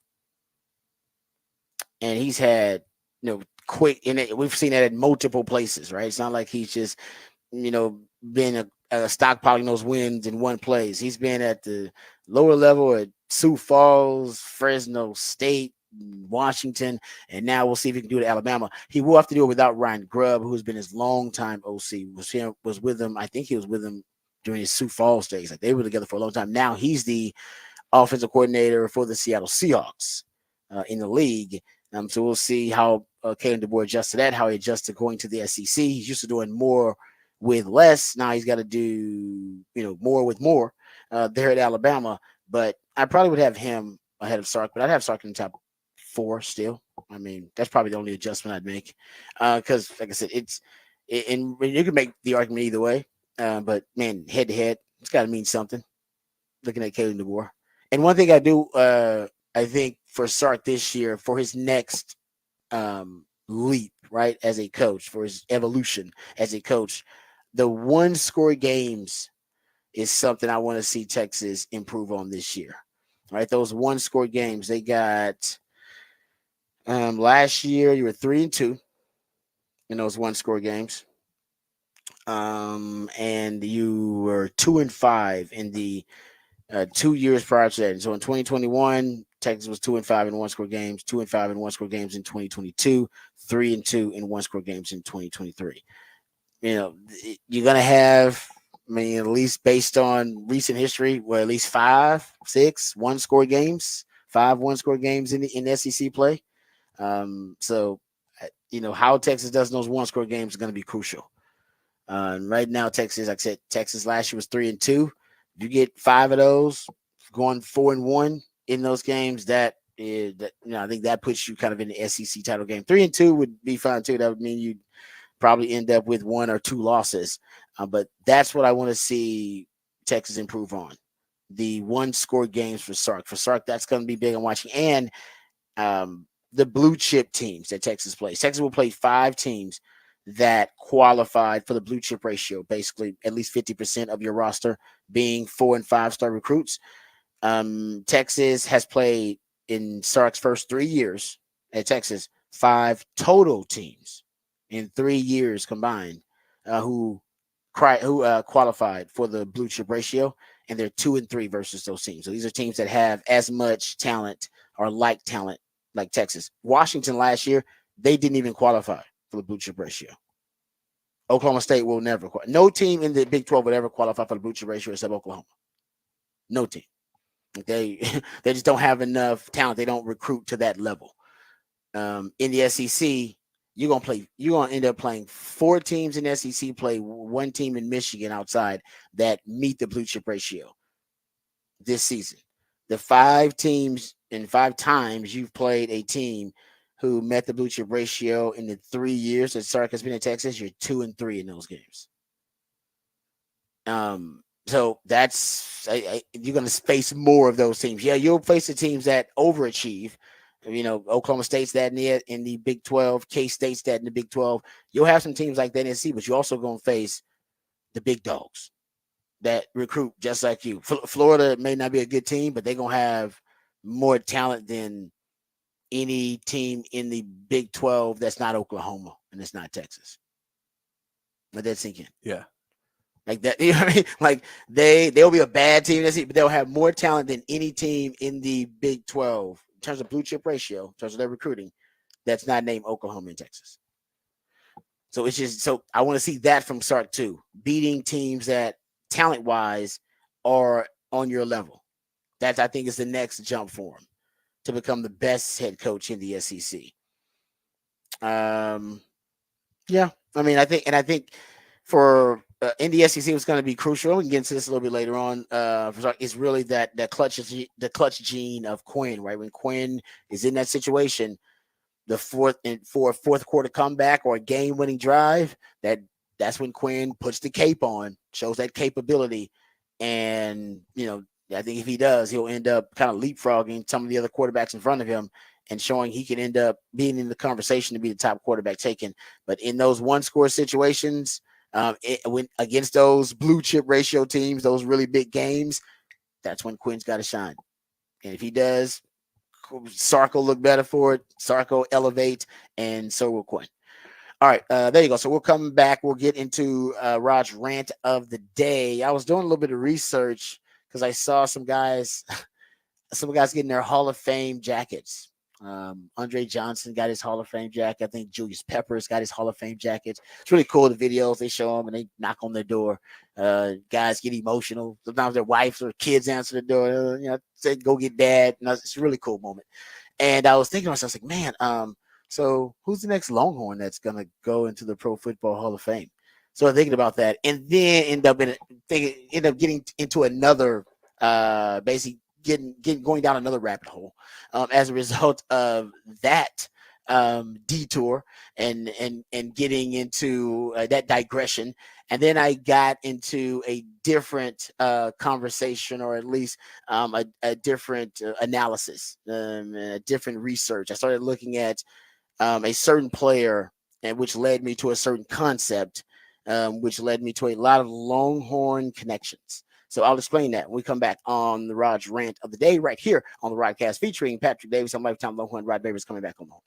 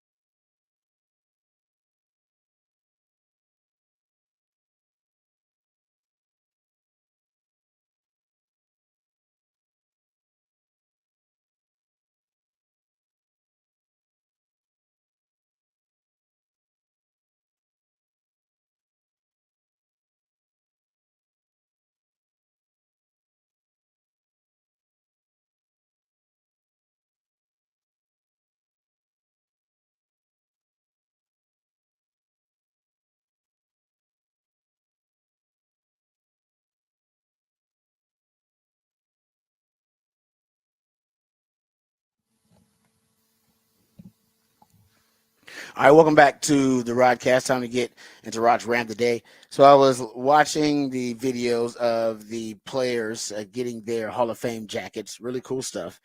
Started thinking to myself, and when what Longhorn will be the next to make it into the Pro Football Hall of Fame? Like, who's got a shot at it? Two came to mind: Jamal Charles, Earl Thomas. I think Earl Thomas got a really good shot at it. But Jamal Charles, remember, he did have in his first year of eligibility, he was nominated.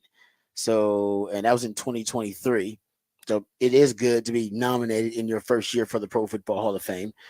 And he does have some statistical achievements that also help him out because he, I believe, yeah, he's the all-time leader in yards per carry among players with at least 1,000 carries in the NFL with 5.4 yards per rush. Yeah.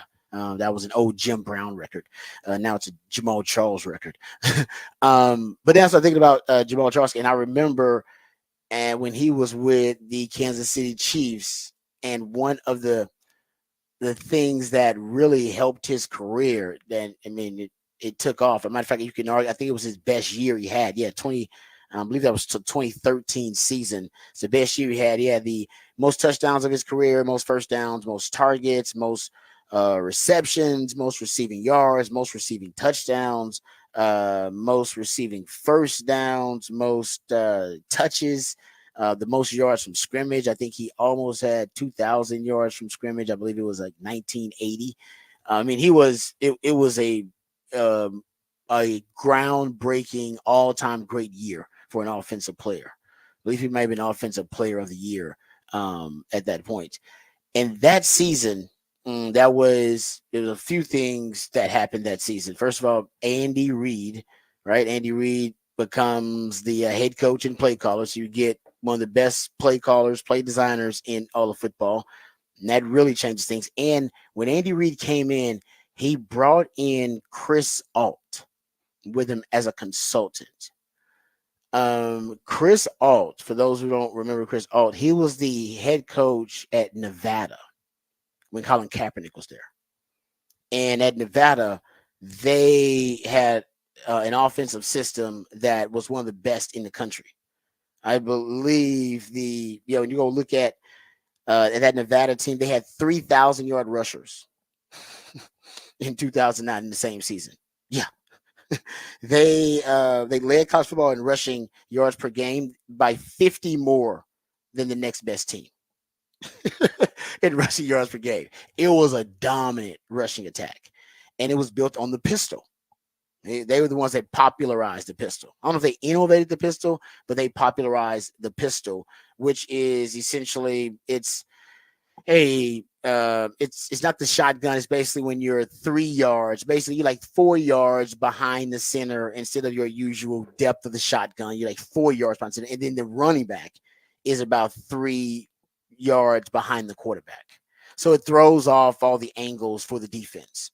All your angles are built on traditional straight handoffs from the shotgun or from under center, and then you have your tosses out of the run game from under center, and then you have your usual handoffs from the shotgun. And the pistol, you can do all that same stuff, but it's much different in terms of the angles that the defense has to take to the football and to the defender. So you just throw in more variables to account for, more variables for the defense to account for means more opportunity for them to screw it up. For them to take the wrong angle to the football, for them to have a miscalculation. And that's kind of what it's based on. And essentially what Chris Alt, and based on his quotes, he was just trying to have the best elements of the shotgun and the best elements of under center. So he literally just split the difference. Because under center, there's a lot of advantages to being under center, a lot of advantages to being in the shotgun. Shotgun allows you to survey the field, gives you better vision as a quarterback. But being under center, there is it allows for the defense, allows for the offense, excuse me, to get to better lanes and better downhill running game. It's for a better, more effective downhill running game when the quarterback is under center and the running back can get a running start toward whatever gap they're going to. And that's one of the advantages to the under center traditional running game. But usually defenses are familiar with the angles that traditional running game, traditional handoffs, the angles they're going to take to those gaps, easier to diagnose from the pistol. The teams were very unfamiliar with they would do tosses from the pistol. They would do traditional handoffs from the pistol. They would turn and do play action pass from it. and it looks really awkward at first just because of where the quarterback is. But it worked brilliantly because it just took teams the time to adapt to it. So he does that in Nevada in 2009. Greg Roman, who's at Stanford at the time with Jim Harbaugh, goes to study it because it's the best rushing attack in the country. He ends up as the offensive coordinator with the 49ers when they draft Colin Kaepernick, who ran the system for Chris Alt at Nevada, and then they make a Super Bowl run running the system. At the same time, my boy Shano, when they draft RG3, Art Browse is using some of those concepts too in his veer and shoot system at Baylor with RG3. And then because obviously everybody's stealing concepts from everybody, and so the Washington team, they start using it as well. They start using some of that with RG3 at the time, and then it spreads like wildfire. From that point on, kind of hits his peak around 2013 in the NFL, and that's when Andy Reid gets the job with Kansas City, and he brings in Chris Alt with him as a consultant. Chris Alt basically implements the pistol in 2013 with Jamal Charles in the backfield. And the NFL, with that kind of speed in the backfield, you take the wrong angle to the football. Remember we were talking about how it changes your angles. You take the wrong angle on Jamal Charles, and you, if it's say they turn a toss into a interior run play of some kind, so they would toss, they would throw it. You know, I mean, obviously, like it was going to be a toss play, so he can get to the outside. He cut it back inside. It'd be an interior run. Everybody guessed wrong. You guessed wrong with Jamal Charles. You guessed wrong. You're done, son. You take one bad angle to the football, one false step, he's already gone. And that's what the pistol would. It would force the defenders to have to guess exactly what the angle would be in the run game. And they were, like I said, if you were wrong with Jamal Charles in the run game, he was going to break it and pop it. So fast forward, and this year, and you had the highest usage of pistol in the NFL since 2013, since Jamal Charles had that big year running with the pistol, and Andy Reid, Chris Alt in that group. And do you know who's running more pistol than anybody else? Miami. Why? Speed. Angles to the football. You take the wrong angle to the football with the Miami run game, you're done, son. So Miami used it more than any other team in the NFL. Over 20% of their snaps, they used the pistol formation this year. It helps Tua out because Tua can get the ball out quickly. So he's not quite in shotgun, but he kind of is. And so you still have the vertical passing game. And by the way, they still, even with Tua getting the ball out really quickly. All right, Tua gets the ball out, I think, in the pistol and average at 2.3 seconds in time to throw in the pistol. In the play action. So in play action, out of the pistol, he's getting rid of the football in 2.3 seconds, 8.3 yards per attempt. And there's still vertical passes downfield. Why? Because the receivers are so damn fast. That's the point of having the fast receivers. So I can have a passing game that's quick and getting the ball out, so I insulate my quarterback in pass protection because the ball's out so damn quick, pass rush can't get there, and still have a vertical passing game because my receivers get downfield so fast because I got 4.2s on both sides of it and in the backfield. So my running game out of the pistol forces defenses to calculate different angles to the football, and if they miscalculate, my running backs are gone. Gone, baby, gone. Speed. So it's the same reason that Jamal Charles had his career year when they were implementing the pistol there in Kansas City. The same thing. The pistol works. Well, everything works better with speed, but specifically the pistol, because of the different angles, it's going to force the defense to have to calculate and account for. So McDaniel actually prefers running. He says the toss run game, and he says because it throws off angles to the football. He said, it made an interior run. He's going to toss it. Or have the quarterback turn the opposite way of the run and still hand it off. Hand it off with his back turned to the defense. And the defense is reacting to what side the quarterback is turning to. And they're thinking, okay, it's going to be a run to that side of the formation. You got the running back with one false step, and he can give one jab step one direction and then come back the other direction. There's a lot you can throw out there, and with that much speed on the field, all it takes is defense to make one wrong guess. So all they're doing is just throwing out more variables for the defense to account for. You can't account for all of them. And at one point, you're just guessing. And that's what essentially what he wants to force you to do. So they were started running a lot of the pistol for the same reasons, getting some of the same benefits. But Chicago was using a ton of it. Baltimore used to use a lot of it when Greg Roman was their offensive coordinator, and now he's moved on. He's with Jim Harbaugh. You're probably going to see it a lot with the Chargers. You're going to see it actually this year, the Rams.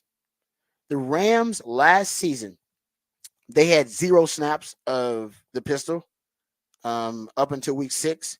And then after week 6, they ran it the third most in the NFL. It was like Sean McVay. He was like he found it out of nowhere. Now, I'm sure he's got it in his repertoire, but it fixed whatever issue they had at the time offensively.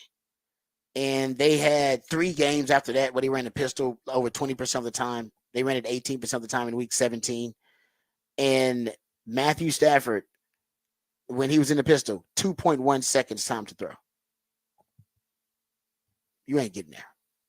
And he's closer to his work, so it's not under center. Under center, you have the labor of getting from under center and your footwork and back into your drop. That's a lot. And it's hard to, marry the quick game with that because there's a lot you got to do before getting the ball out.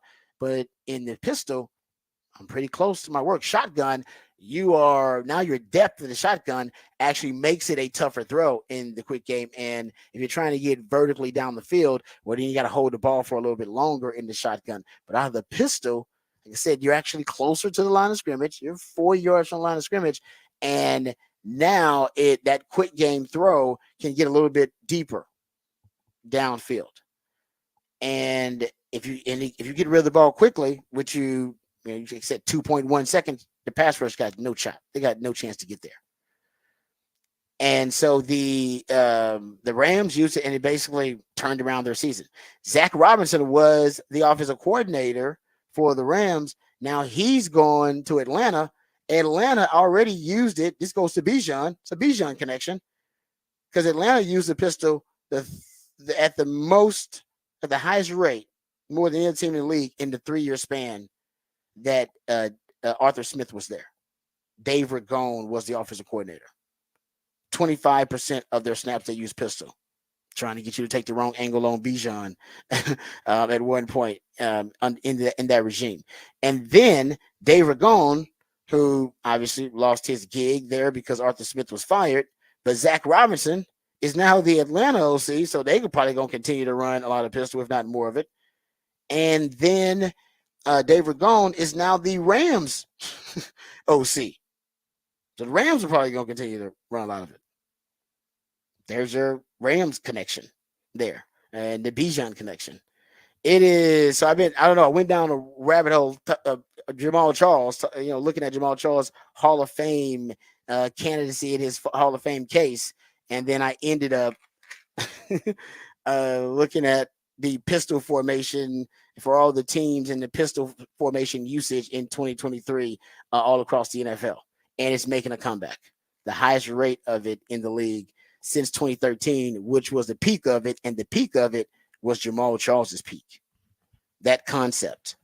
And like I said, I think more and more is coming back. I'm sure if I go start looking at Sark's usage of it, that it would probably be higher than I anticipate as well.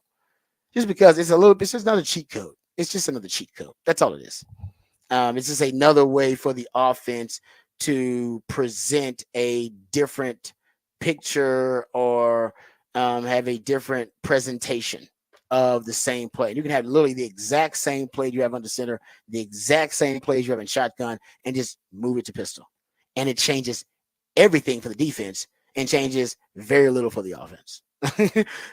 And that's why it's just presenting more problems for the defense, more variables to account for when, like I said, it's the same plays you're running under center and shotgun. You just change now the angles of the run game and you've changed literally kind of the angles of the passing game too, in terms of the trajectory of those passes from a little bit more depth than under center, but not as deep as the shotgun.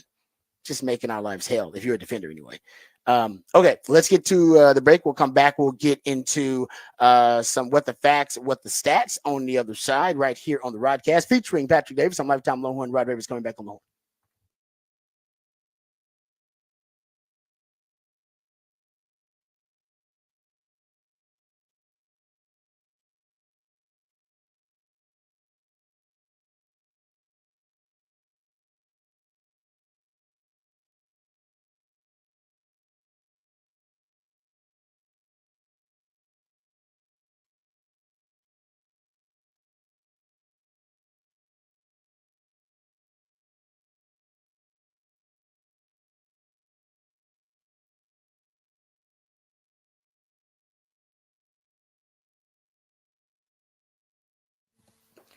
Hey, what's up, folks? Lifetime Longhorn Rod Babers here. Austin is a great city. We all know that. Even with the traffic, it's still one of the best cities in the country, which is why people keep moving here, making the traffic even worse, but that's okay. As the city continues to grow and thrive, so do our friends at Ironworkers Local Union 482. Many of the iconic landmarks we love in this city were created and built by the skilled craftsmanship of Ironworkers Local 482, like the Pennybacker Bridge and DKR Stadium. The folks over at Ironworkers Local 482 don't just go to the office, they build it. So if you're looking for an exciting employment opportunity, or you want a refreshing career change, or maybe you want a new challenge, or you want to feel valued by your employer, right now is the perfect time for you to become a valued member of this prestigious organization, Ironworkers Local 482.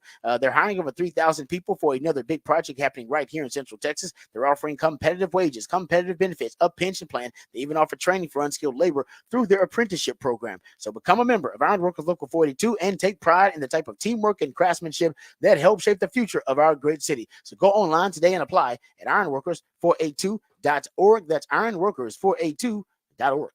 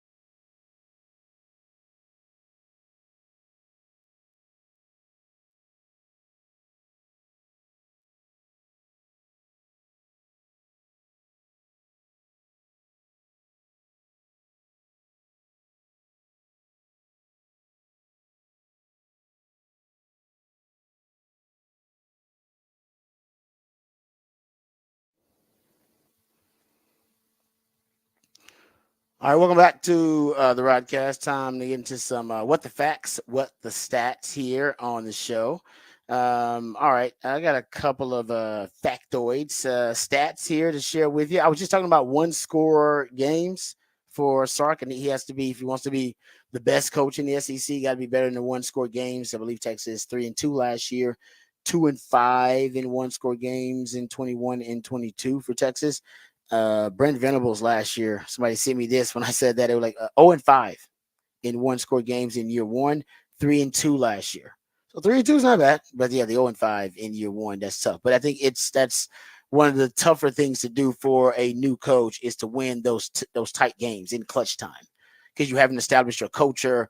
You got that job because they didn't know how to win as a program, and like it sometimes winning and learning how to win can be a process. It certainly was for Texas under Sark, and now you have guys I think that expect to win number one and now know how to do it when it gets difficult. That's one thing you have to expect the adversity and not only expect it but then expect to overcome it. And I think that's where Texas was last year. In 2021, they just cowered in the face of adversity when it hit. Nobody on the team knew how to handle it, and how Oklahoma just rode the wave of momentum all the way back, and it happened in several games. Texas with a big lead, adversity hits, team doesn't know how to handle adversity, they fold. In 2022, team would handle adversity, and they fought. Still lost, but they fought. And in 2023, okay, they knew it's like, okay, the adversity is going to come. And no matter how good that game is, we must expect it. Now, every now and then, you just blow a team out and go, you know what? They didn't even really put up a fight. We didn't really face much adversity, and that's great. But most of the time, the other team, they're going to have their run. They're going to have, their push. They got some pride, too. And they're going to put up a fight, and they're going to punch you in the mouth. All right? And you got to expect to get punched in the mouth and not be afraid of it. It's going to happen.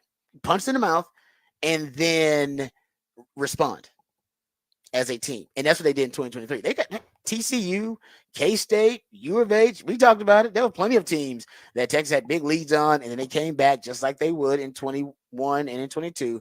But this time, not only did Texas expect them, all right, to put up a fight and expect that adversity, but they knew how to overcome it and had the confidence to overcome it. That's the key. Like, those are the steps. Like Bobby Bowden used to always say, when you get to a program, first you lose big, then you lose close, then you win close, then you win big. So Sark is in his win big year. Last year was the win close year. They won close. All right. 2022 was your lose close year. They lost close. 2021 was your lose big year. They didn't really lose big, but they lost. And they lost some big ones after being up big. They lost after being up big. It wasn't a lose big. They lost after being up big. And so even if you lose in a close game if you're up 21 points or you're up, 3 scores in a game, it feels like getting blown out. It feels like it to your fan base anyway. Because everybody had the joy of, oh man, we got this game won, we got in the bag, and then the emotional fall from grace for the team. I know most of us are thinking about that Oklahoma game. So there you go. One score games are tough. Give you another stat here. I got a couple more of these to share. All right, so how about this little factoid? Amari Niblack. I don't know if we talk enough about Amari Niblack. He is the returning SEC tight end leaders in yards per catch, 16 yards per catch for Amari Niblack. And going back into the SEC, I remember from his time there at Alabama. I was talking about penalties for the Texans earlier. I didn't get into this, but the Cowboys actually, along with Kansas City and Miami, led the NFL in offensive holding penalties last year. Yeah.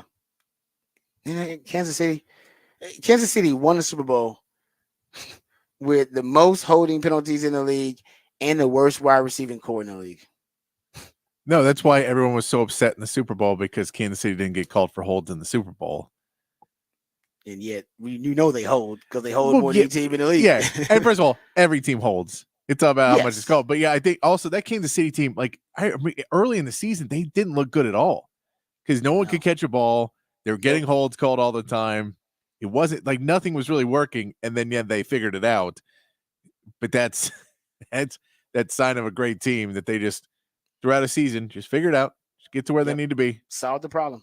Just solve the problems. That's exactly what they did. Because I remember watching them going, that team is not going to win the Super Bowl this year. No. Wrong. Won it even with, like you said, the worst. I think you can make the argument they had the worst wide receiving core in the league this year. Still won the Super Bowl, and now they've revamped that group. Yeah, that's scary. A three-peat is certainly in the cards potentially for the Kansas City Chiefs. All right, there you go. So that's some factoids there. And what the facts, what the stats. We come back.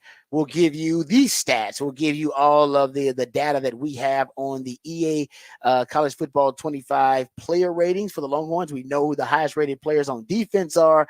We also have Arch Manning's rating that we got to get to. How close is it to Quinn? We'll talk about that. We got some of the wide receiver ratings for Texas that are out. So we'll jump into that. Also, Quinn Ewers being evaluated by Dane Brugler way too early for the 2025 draft. We'll dive into that a little bit. We also go behind the burnt orange curtain, talk about some of the trends I've identified, some of the conference signatures, the things that make the SEC so unique and so dominant. We'll talk about some of the most successful plays on third down in the SEC, and which of those plays are also staples within the Sark playbook. And if Sark is actually as successful, if not more successful, at running those very same concepts, and if that is the case, how that will transition and translate into the SEC. So doing a little bit of a deep dive. So we'll do that and we go behind the burn orange curtain. Lots to get to right here on the Rodcast featuring Patrick Davis. I'm lifetime Longhorn Rod Davis coming back on the horn.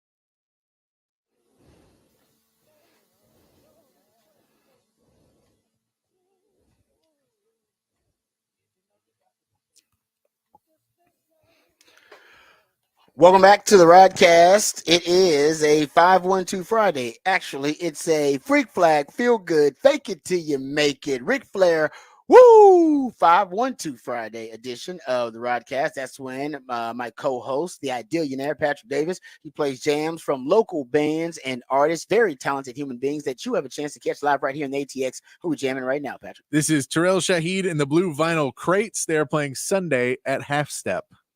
I like it. It's nice. It's pretty cool. I like that. Like that groove right there. Appreciate Patrick for on the 512 Friday, of course. Also appreciate Patrick coming up with the topic for the big fat poll of the day. And this one, I'm sure, will hit Cowboys fans right in the gut. Patrick, what's the topic for the big fat poll of the day? Topic is start, bench, cut. Zeke, Deuce Vaughn, and Rico Dottle. We asked you on the poll online, which one do you cut? So we can only ask one question. We couldn't make it all work. And right now, Zeke is winning the cut poll at 42%. It's not that they're pretty close. So 42, 30% for Deuce Vaughn and Rico Dottle at 27%. Damn. 27. It would cut Rico Dottle? 27%. I think he's the no-brainer of the bunch. I think he is, but 27% of people say, I don't even want Rico Dottle on this team. Cut them all. Somebody's got to run the rock. I think there's some people that like Zeke a lot, and they want to believe in Deuce Vaughn. You don't want to lose a guy you used a draft pick on last year. Yeah. And so they don't want to lose him, and they like Zeke, so they're going to say cut Rico because they're Zeke people. And so I think that's my only rational logic I can use to why you cut Rico. Person, I understand Zeke's value, but I also know Zeke is pretty much done as an effective, ball carrier. Like that's not what he brings in terms of value. There are other things like situationally, goal line, maybe. Hell, even pass blocking. I saw some of his numbers as a pass blocker. They're not great either. So I got to quit saying like, oh, he brings a lot of pass protection. I think that much in pass protection. Either. Yeah, they weren't good at it last year. But also Mac Jones was just not very good at what he was doing in the offensive line. That could be true. There was nothing that the Patriots were doing last year that was very good. So yeah, and you know what? I think so. At least I've seen. I'm gonna go with cutting Deuce right now for me. And I'll keep Zeke. And I don't even know why I'm doing that. I'm only doing that because Zeke has as a name and I've seen him do it, but I know he is no longer, like I said, I know that he is no longer effective. I've seen the numbers. The numbers do not lie. And the chances of Deuce being just as effective as Zeke are pretty high because, like I said, the numbers for Zeke are all very, very underwhelming. So you could go with the mystery box. That's what Deuce represents, a mystery box, right? And sometimes the mystery box is just fun. Do you know what the mystery box is gonna have something that you really want in it? No, but you know what you have in Zeke, and it's not much.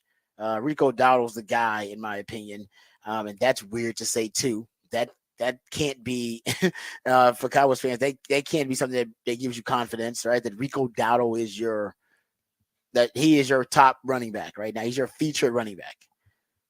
And like I said, nothing against him, but he's not a difference maker. He's not.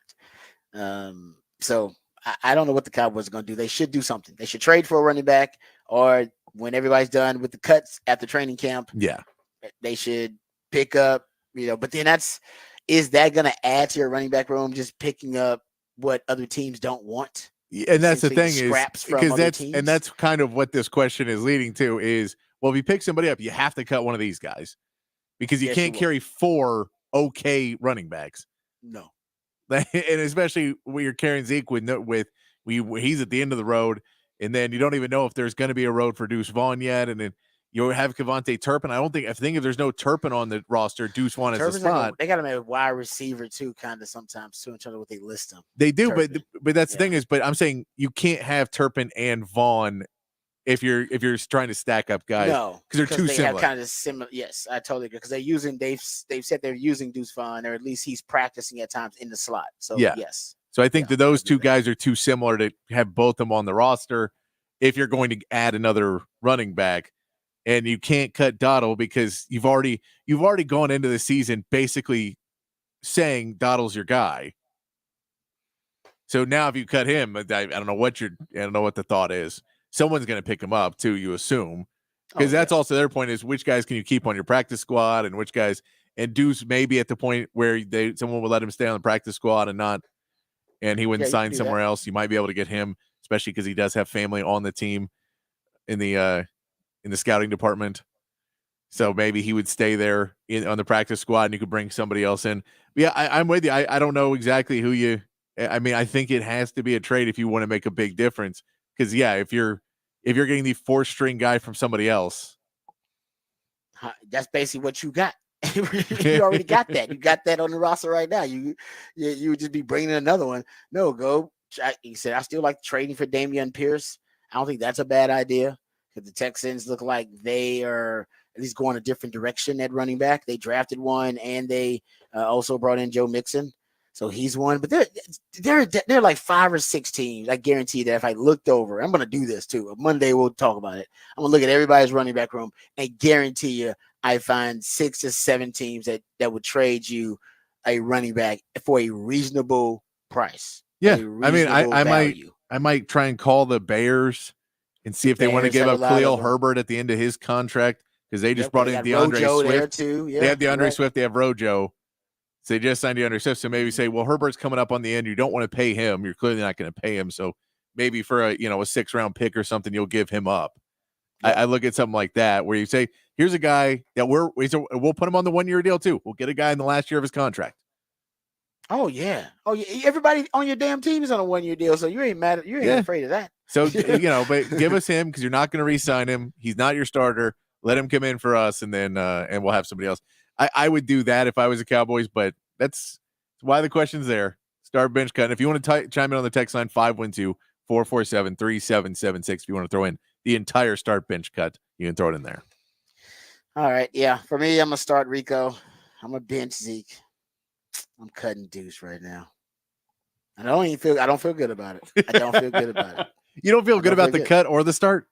I feel good about the start. I feel good about the start. I don't feel good about the cut because I think that could go either way. Because like the mystery box, Deuce goes somewhere and then blows up in the right system. I go, damn it! Oh, because we want to keep an old aging Zeke. You know what I mean? Exactly. Because of what he used to be. It's like that's and usually I try to be more progressive than that. The mystery box may be the way. Analytically, I bet they just go mystery box because even if the mystery box doesn't hit, it is what Zeke going to give you much better. The difference is probably negligible. It's probably it's probably nothing. So take the mystery box because if you hit on the mystery box, then that could change the whole dynamic of the backfield. Jerry likes to sell that hope. Yeah, so I don't know. So I don't think I'm not going to disagree with somebody who picks cutting Zeke like you did. I think that actually may be the right move. I don't feel good about cutting Deuce Vaughn, but right now I'm gonna go with what I know, and that's I don't even know that much about Rico, but I know Rico is gonna be better than Zeke because he's got to be. He's got. Oh man, if he's not, like I said, that running game's gonna be bad. That's why I'm picking. I think Dak's got a chance to, and C's got a chance to lead the NFL in receiving yards, and Dak's got a chance to finish as a top 3 quarterback in passing yards because they're gonna throw it a lot, guys. You got to throw it a lot.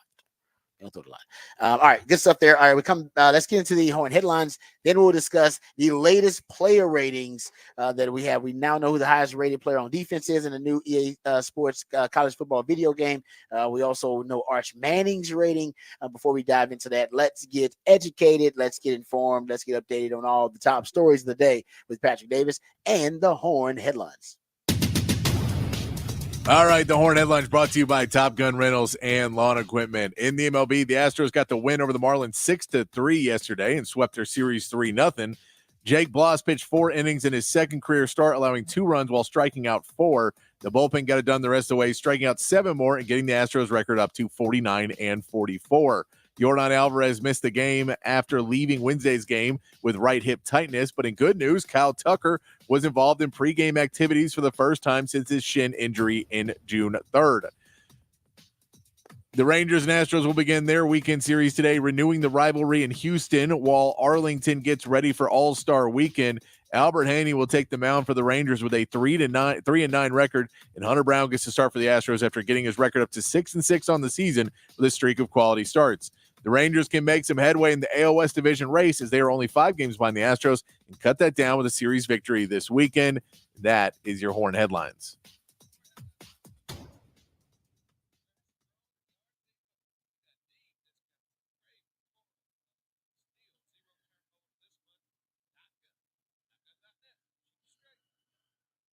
All right, thank you, Patrick, for the horn headlines. Let's get to these EA Sports player ratings for the new college football video game, College Football 2025. So we already know about Quinn Ewers and Kelvin Banks. Both of those guys, top 30 players. Quinn Ewers is number 27, Kelvin Banks number 13 in the game, 92 overall for Quinn. But here's some more individual player ratings. So let's start on offense. It was revealed that Texas Isaiah Bond has an 88 overall rating at wide receiver. Silas Bowden, 86, along with Matthew Golden at 86.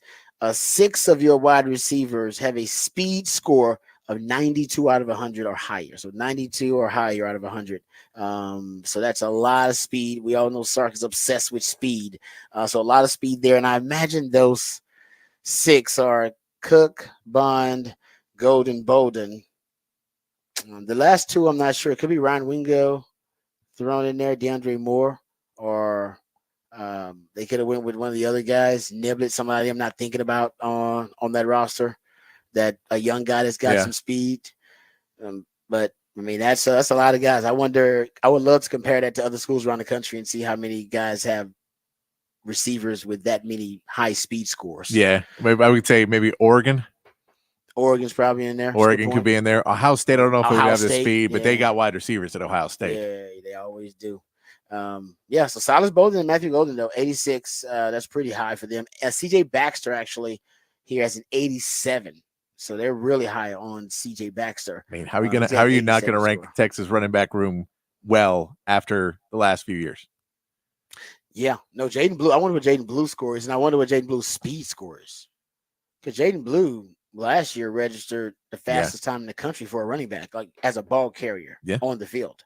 So I wonder what they made his speed, because now they actually have documented proof that he's the fastest running back in the country. Will they actually put that in the game? You want to put him in the pistol? Yeah, nice. Well done. Like that. Hell yeah. You damn right about that. I've heard that he's also gained some weight. CJ Vogel was talking about that over on Texas football, that he's gained some weight so he can be better at the interior runs. Because the interior run, sometimes you not arm tackle, but you got big D linemen reaching out for you. They may get one arm around you. A linebacker may be able to get a piece of you, but you want to be strong enough where you can break through that and still be able to get positive yards. You don't want to be a situational back. Yes, exactly. Yeah, and that's, I'm not gonna say he was that, but he was trending that way. Well, and now he's a guy that he's a situational back for Texas because they had a plethora of running backs, so you could use him in that sense. But as for him, he wants to be able to show at the next level he could be in every down back. Yeah, because Keelan Robinson was just so small that he was a boutique back for you. And I remember they tried. Oh man, remember was that the Alamo Bowl against Washington? He ran all the time. They tried to turn him into a bell cow, like a marquee featured running back, and it's like he's not a main course running back.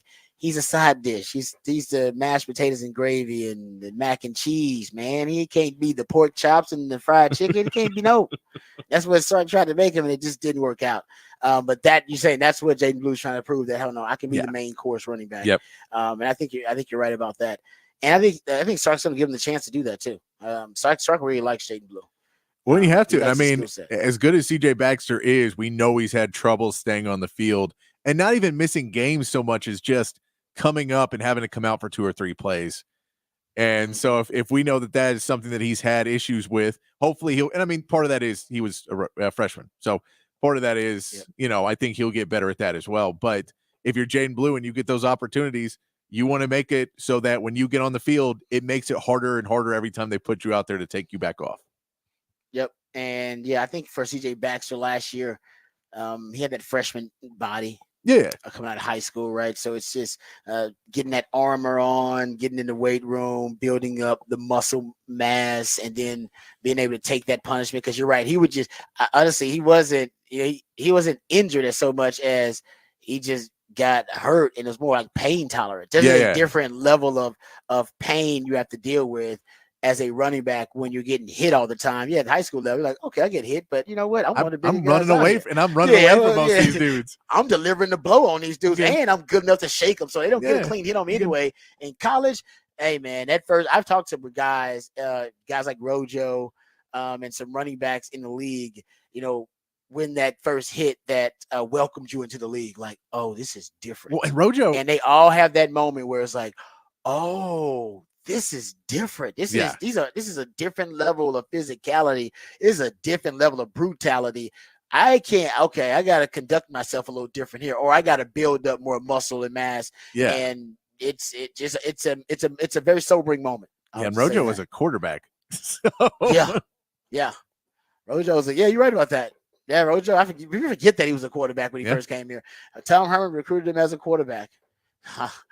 I wonder. Yeah, I don't know. It's a different universe somewhere where Rojo transfers because he wanted to be a QB. He's like, nah, man, I want to believe in myself as a quarterback instead of being, I'll do whatever the team needs. And that unselfishness, I think, led him to the league because I don't know if he's an NFL player as a quarterback. I don't know. We will never know. We will never know. But yeah, you know what? I'm not going to doubt Rojo though. No. But I digress. Getting back to it. Let's get to the defense here. Oh, you know what? Staying on offense. Arch Manning. 87 overall score for Arch Manning. It was revealed. 87. I said yesterday, don't make his rating within 4 ratings points of Quinn Ewers, because if they did, it was going to be hell to pay. It was going to be hell to pay because everybody was just going, not everybody, but a lot of Longhorn fans were just going to sub in Arch and just roll with the season that way with Quinn on the bench.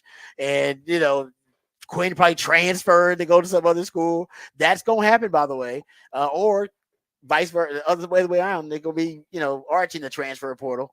And some schools going to be happy about that because they'll be wearing some strange jersey. He'll be at Michigan or something like that, or representing Florida State or something like that. So get ready for it. But 87 and what is it, Quinn? 92? 92. 5 ratings points. That's a big difference. I don't think they've made Quinn Ewers significantly better. Yeah, that's good. They wanted to make Arch really good. I get it. I get why you wanted to make him really good. I am curious. So this is what I'm curious now. I wonder what Malik Murphy's going to be over at Duke. Oh, that's good. I'm curious what they put him at. Is he like 87 around Arch, or did they put him a little bit lower? I don't know where you put, but that's. Oh, that's good. I would like to know that too, because Arch is definitely the highest rated backup in the country. There's no way there's a cut. I'm talking based on a video game. Yeah. There's no way there's a backup that's at 87. I can't imagine there's too many guys who have played as many snaps as Arch and have that record and have that score. Hey, you know what? Maybe that was negotiated too with the 50, 60,000. It's like, hey, if I'm gonna be in this damn game, I will have to be at least this. I'm at least an 85. You know what I mean? Like, come on, don't be making me a 81 or something like that. So if I see a 7 to start in, keep your money. Right? We're done.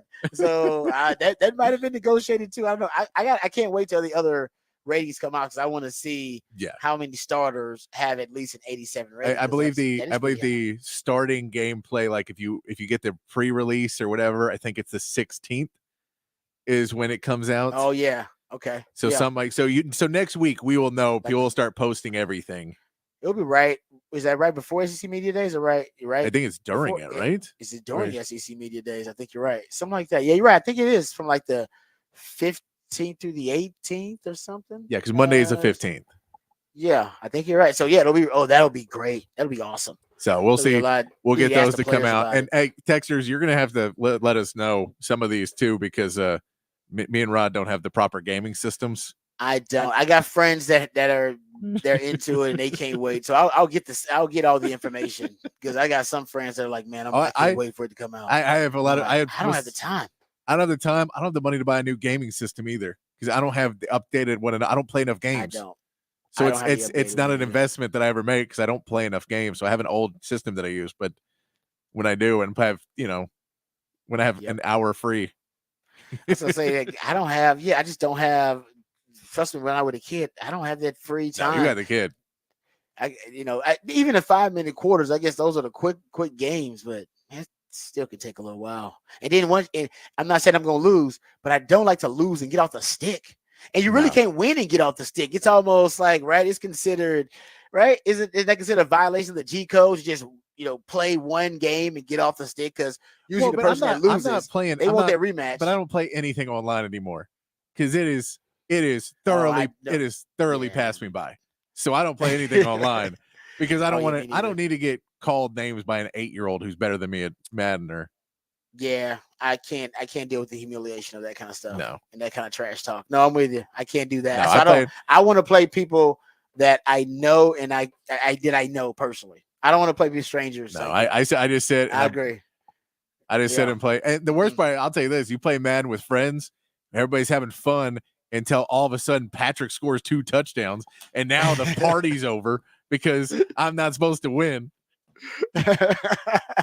No, like I said, I haven't played. Every now and then I'll go hang out with my wife's like little cousins. Yeah. And we will play Madden. We'll play Madden. Yeah. A little bit. That's like once every 6 weeks or something like that. Yeah. That will happen.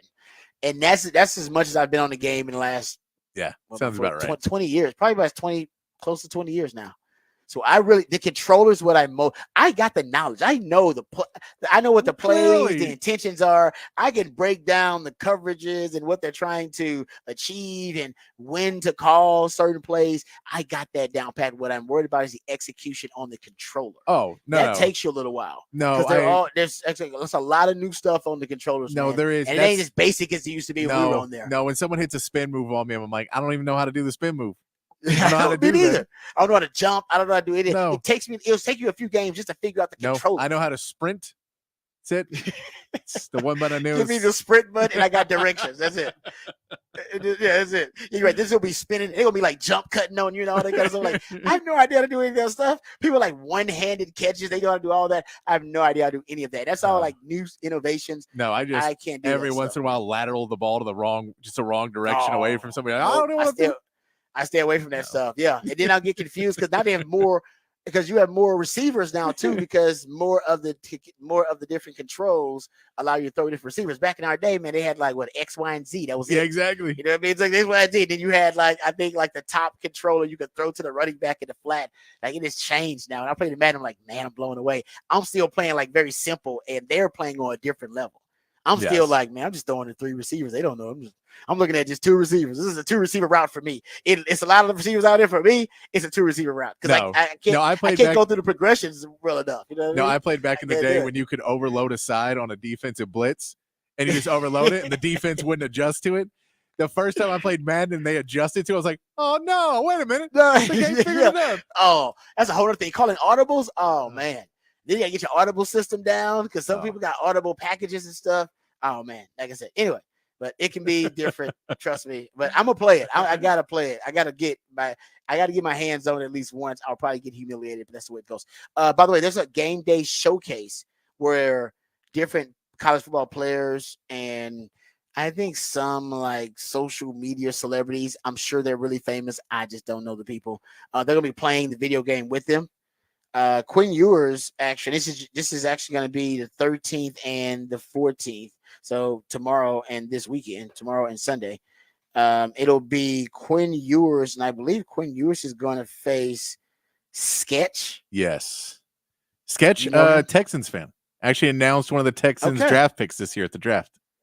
Okay, so you know Sketch then. I know him because he announced one of the Texans draft picks, and I was watching it with a friend, and I said, "Who is Sketch?" And then he told me who Sketch was. You're so old. So that's how I know who Sketch is. Honestly, you're cooler than me because I was like, who is he? And I didn't want to Google it. I was like, I'm not Googling it. No, he's a streamer, but no, that was literally why I know is he announced the Texans pick this year. There you go. So that is why I knew it. And what's his affiliation with the Texans? So that was like the fan thing where they were having like somewhat celebrity fans say the picks. So he was a somewhat celebrity fan to come out and introduce the pick. I got you. So that was him. Okay. No, and I know the comedians that are doing it, Shane Gillis and Dan Soder, are both really funny guys. He's gonna, Shane Gillis is gonna he's gonna represent Notre Dame and go up against LeBron and Frankie Walker. They're going to represent Ohio State. It actually is kind of some of the pairings are pretty good. They got Chad Ochocinco representing Oregon State, He's going to play Dan Soder, who's representing Arizona. Sketch and Quinn Ewers are going to face off. You'll have Tim Tebow and Shadur Sanders, that might be pretty good. That is pretty good because Shadur talks a lot of trash, and I don't. Does Tebow talk a lot of trash? Is this a Tim Tebow Super Bowl? No, I mean, I just wonder, like, oh, by the way, how about this? Colorado's on here twice. They got Travis Hunter playing it too. I mean, he is on the cover. Yeah. Against Michael Vick, representing Virginia Tech. Just so you know, I mean, Colorado won 4 games last year. You don't think they won't? People want to see Colorado and want to play with Colorado. They have Big Cat is going to be playing with Wisconsin versus Donovan Edwards representing Michigan. That's one of the other pairings there. So, I think EA, you can go find out where you can watch those, I believe, online and stream them, I should say, at the EA Sports website. All right.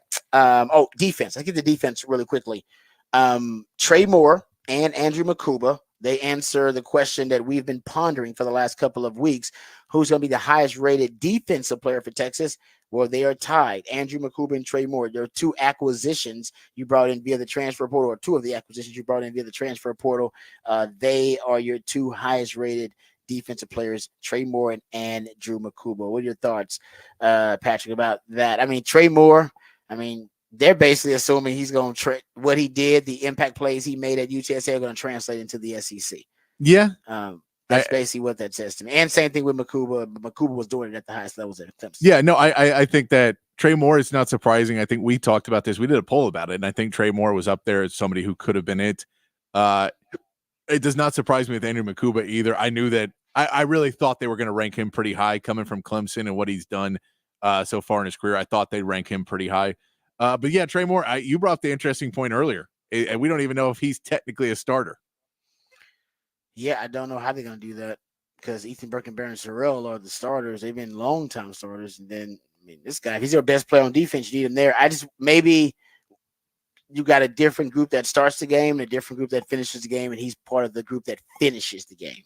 Yeah, I'm with you. I think it's going to be by who's playing well on that day, by who's getting penetration. I think they're going to have guys that, you may see them in stretches of one guy's a pass rusher and one guy's a more run defender. You could see that they put in 2 pass rushers together and 2 run defenders together and try and sort them out. But you've got those 3, and then you throw in Colton Vosick and now Colin Simmons coming in that are probably going to get some playing time as well. There's just it's one of those good problems to have so much depth at a position. But yeah, it's an interesting point that, who do you put on the bench between, Trey Moore and Barron Sorrell and Ethan Burke? Do you put one of your longtime starters on the bench? And if you do, how many plays before you pull them off? And edge and wide receiver, I think, are going to have the same intrigue about how do you divide up the reps at those positions. We just talked about edge. Wide receiver is going to be the same thing to me. I'm really going to be wondering, how are you going to divide that up? Like, you got if you have Golden Bond, if you have Ethan Burke and Barron Sorrell out there, right, and then you get to third down, first series of the game, you get to third down. You're not putting Trey Moore in third and long. Yeah, I agree with that. I think but is he just situational? And but it's like, is that how quick the rotation is, or is it you? I don't know. It's going to be interesting to see. Yeah, but they rotated a ton last year. That's the one with Makuba too. They rotated safeties a ton last year. So too much for me. Too much for me as well. But they rotated them a ton. So it'll be. And now Sark's talked about it with the extended season and hopefully making to the playoff. And that he's talking about rotate, he's still big on the rotation. So that'll be a piece I'm sure we'll be talking about plenty next season. Yeah, no, I'm with you. And like I said, it is a first world problem. So Trey Moore, Andrew Makuba, and even at safety, I think Makuba and Derek Williams are your 2 best safeties who are going to start. But Taft, I believe, started the spring game, and I might start to begin the season. But I think Makuba and Derek Williams are your 2 best starters there. So at least you got guys you consider to be starters, multiple players you consider to be starters who you can get into those rotations at those positions. Also on defense, you have Malik Muhammad. He is an 87 overall. the cornerback, and Anthony Hill is an 86 overall, the linebacker. He actually put out via Twitter a statement expressing his disappointment in his rating. Everybody thinks their rating is a little bit too low. That you should, as a player, if you're in the 99, you should think your rating's too low. Yes. That's how. Right. That's just the reality of it. The NFL players are the same way with the Madden stuff. All right, we come back. We'll get into Quinn Ewers eval from Dane Brugler. I'll read you some of that. I will also get into the latest that player comp that Daniel Jeremiah had to Quinn Ewers that's got Longhorn fans a little unsettled. We'll also dive into some of the trends, some of the best and most successful plays in the SEC, and some of those same staples in Sark's offense. We'll do that on the other side as well. All of that and more right here on the Rodcast featuring Patrick Davis. I'm Lifetime Longhorn. Rod Davis coming back on the horn.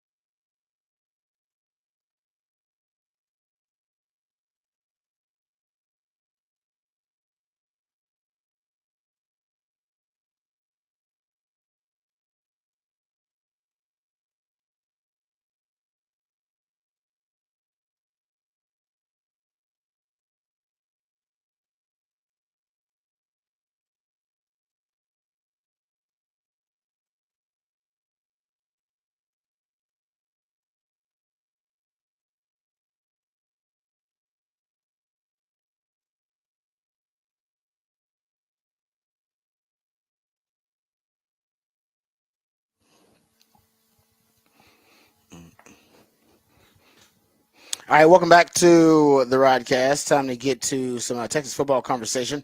I saw this blowing up a little bit on social media, and we talked about Daniel Jeremiah's evaluation, way too early evaluation of Quinn Ewers in that 2025 quarterback class. And he liked Quinn Ewers. We read you some of the tidbits, but I didn't really pay attention to the player comp. I saw it. I didn't agree with it, so didn't think it was going to be something that we were going to talk about. I want to actually get to the evaluation of Quinn Ewers. The player comp is usually kind of the salacious part. But that's the part that everybody latched on to about his evaluation of Quinn Ewers. I'll read it here for you. He said, I couldn't come up with a perfect player comp for Quinn Ewers after studying the 3 games. The first name that popped into my head was a throwback to my younger days as a scout, Kevin Cobb. Something about Ewers' delivery and play style evoked that old name. However, the more game tape I watched, the more I thought of Baker Mayfield. Both guys have a quick twitch in everything they do, seeing the field, setting up in the pocket, and delivering the ball. There's a moxie and playmaking skill set to build around with both guys. Mayfield has really blossomed into Tampa Bay. After bouncing around the league for the past few years, I don't think Ewers is quite as polished as Mayfield was at the same point in his college career, but I do see similar upside and potential. I don't really see the similarity in Baker Mayfield. Definitely not in personality and disposition, but not even in their release and their mechanics, just the rhythm that they throw the football. I don't see really any of it. I've seen Baker Mayfield kind of grip it and rip it, and I see him do it a lot. There's a kind of effortless, almost lackadaisical feel to Quinn Ewers' throwing motion, which is why a lot of the criticism or critiques, I should say, of Quinn Ewers are that he needs to marry and align his footwork with his mechanics and with his throwing motion, because his arm talent is so tremendous and so extraordinary that even without the proper footwork and without the refined mechanics, he can still almost touch every blade of grass on a football field. And he's doing it with, some even would say, some lazy footwork and lazy mechanics, and it's all arm talent. And he can still, put touch on the ball, be tremendously accurate with that. And I think the leap for scouts, they're hoping that he takes, and this will put him into the conversation to be 1-1 overall, that if he does start to consistently align that footwork and his mechanics and the throwing motion and align it all together, and then what would that mean for his arm talent? And what would that mean for his accuracy and his touch? And what's the ceiling for that player?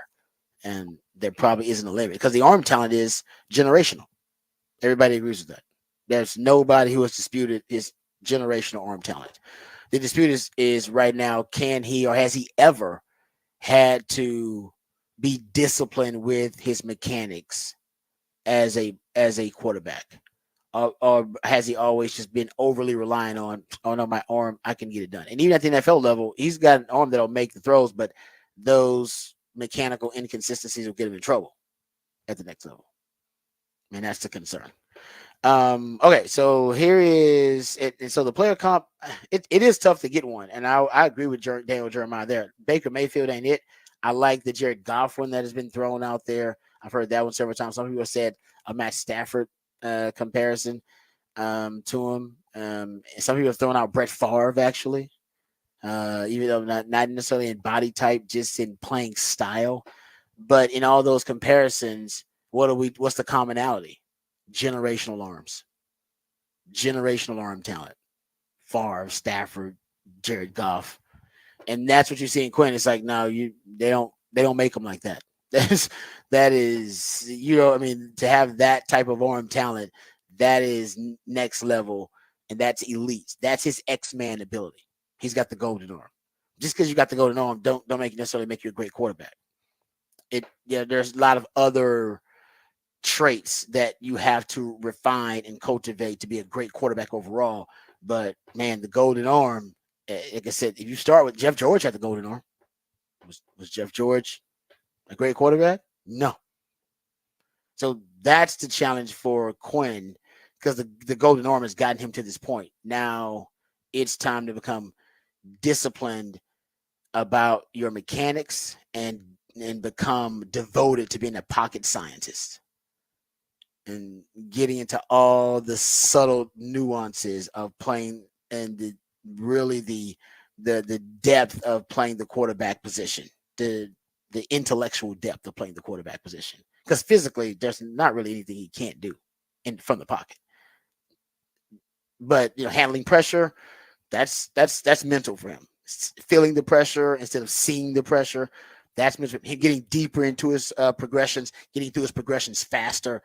That's all mental stuff. Him being devoted to mechanics, marrying and aligning footwork with his throwing motion. I mean, that's just all stuff that he needs to work on day after day and make it, second nature. It needs to become, muscle memory to him, where you don't have to actually think about it. And then when that happens, the sky's the limit. So let's read real quick the Dane Brugler eval of Quinn Ewers.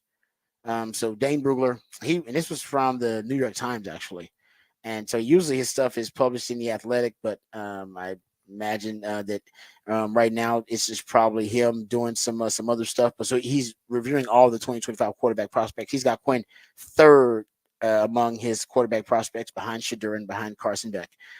What he likes, he says, regardless of Ewers' feet, body, balance, or arm angles, the ball consistently jumps off his hand with effortless zip and control, which allows him to make all the necessary throws. He has a snappy release and can just as easily rip a frozen rope with velocity to the wide side of the field or loft a teardrop over the coverage.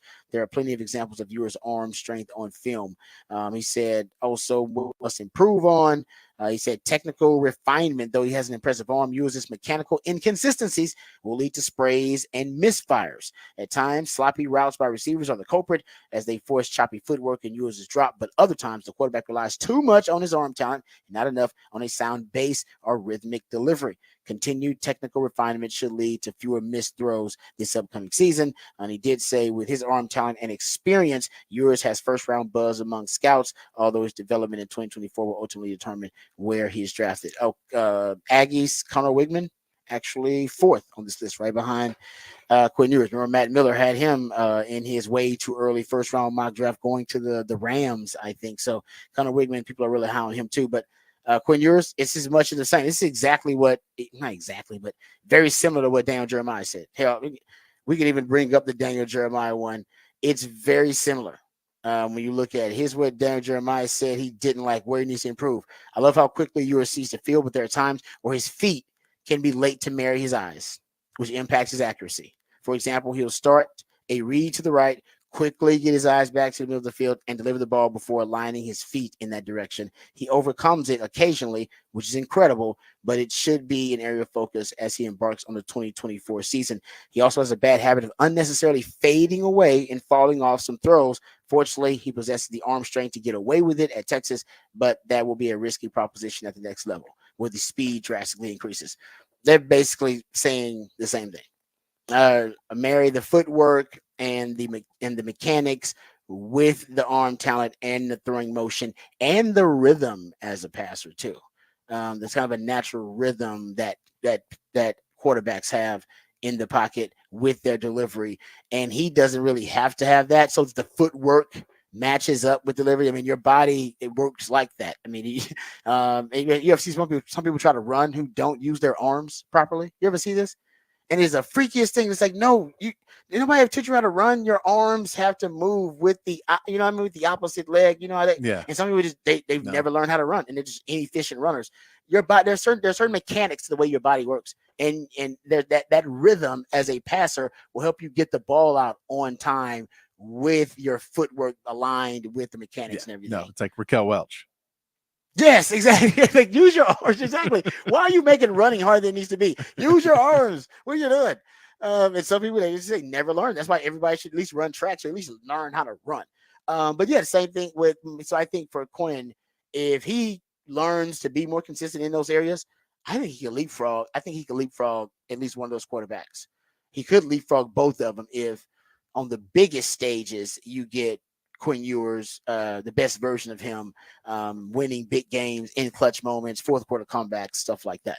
All right. Once you get to the SEC stuff, and we still might have time coming up later on in the show to dive into it. But I want to get to the break here because there's a couple of off of the record stories that I want to hit. Speaking of Seinfeld reference, I've heard this reference a couple of times on social media now because Bill Belichick is still dating this much younger woman, and they're dating. Like it's not some tabloid story they made up. No, Bill Belichick is dating this 20-something-year-old little hot thing. And it's they're calling it the summer of Belichick. because he is great because he's being spotted doing all this stuff that's got nothing to do with football. And Belichick's probably been all football his entire life, basically. Yeah. And been really regimented because I think he's got some like military stuff like in his background. So he's been a really regimented guy, and really devoted to football. And apparently, the world of the street is this young lady wants nothing to do with football. It's like, no, I don't know. You're gonna come with me and hang out with me and do really cool stuff, like go to Taylor Swift concerts. And they're calling it the summer of Belichick. So we'll come back and we'll discuss the summer of Belichick, and if Belichick will ever come back to football after this. I mean, Belichick may decide, you know what? This is way better than football. What the hell I've been doing? I could have been young doing this kind of stuff. Now I'm old doing it. We'll discuss the summer of Belichick and some other stories from around the sports world and beyond when we come back for Off the Record. All that and more right here on the Rodcast featuring Patrick Davis and Lifetime Longhorn. Rod Rivers coming back on the horn.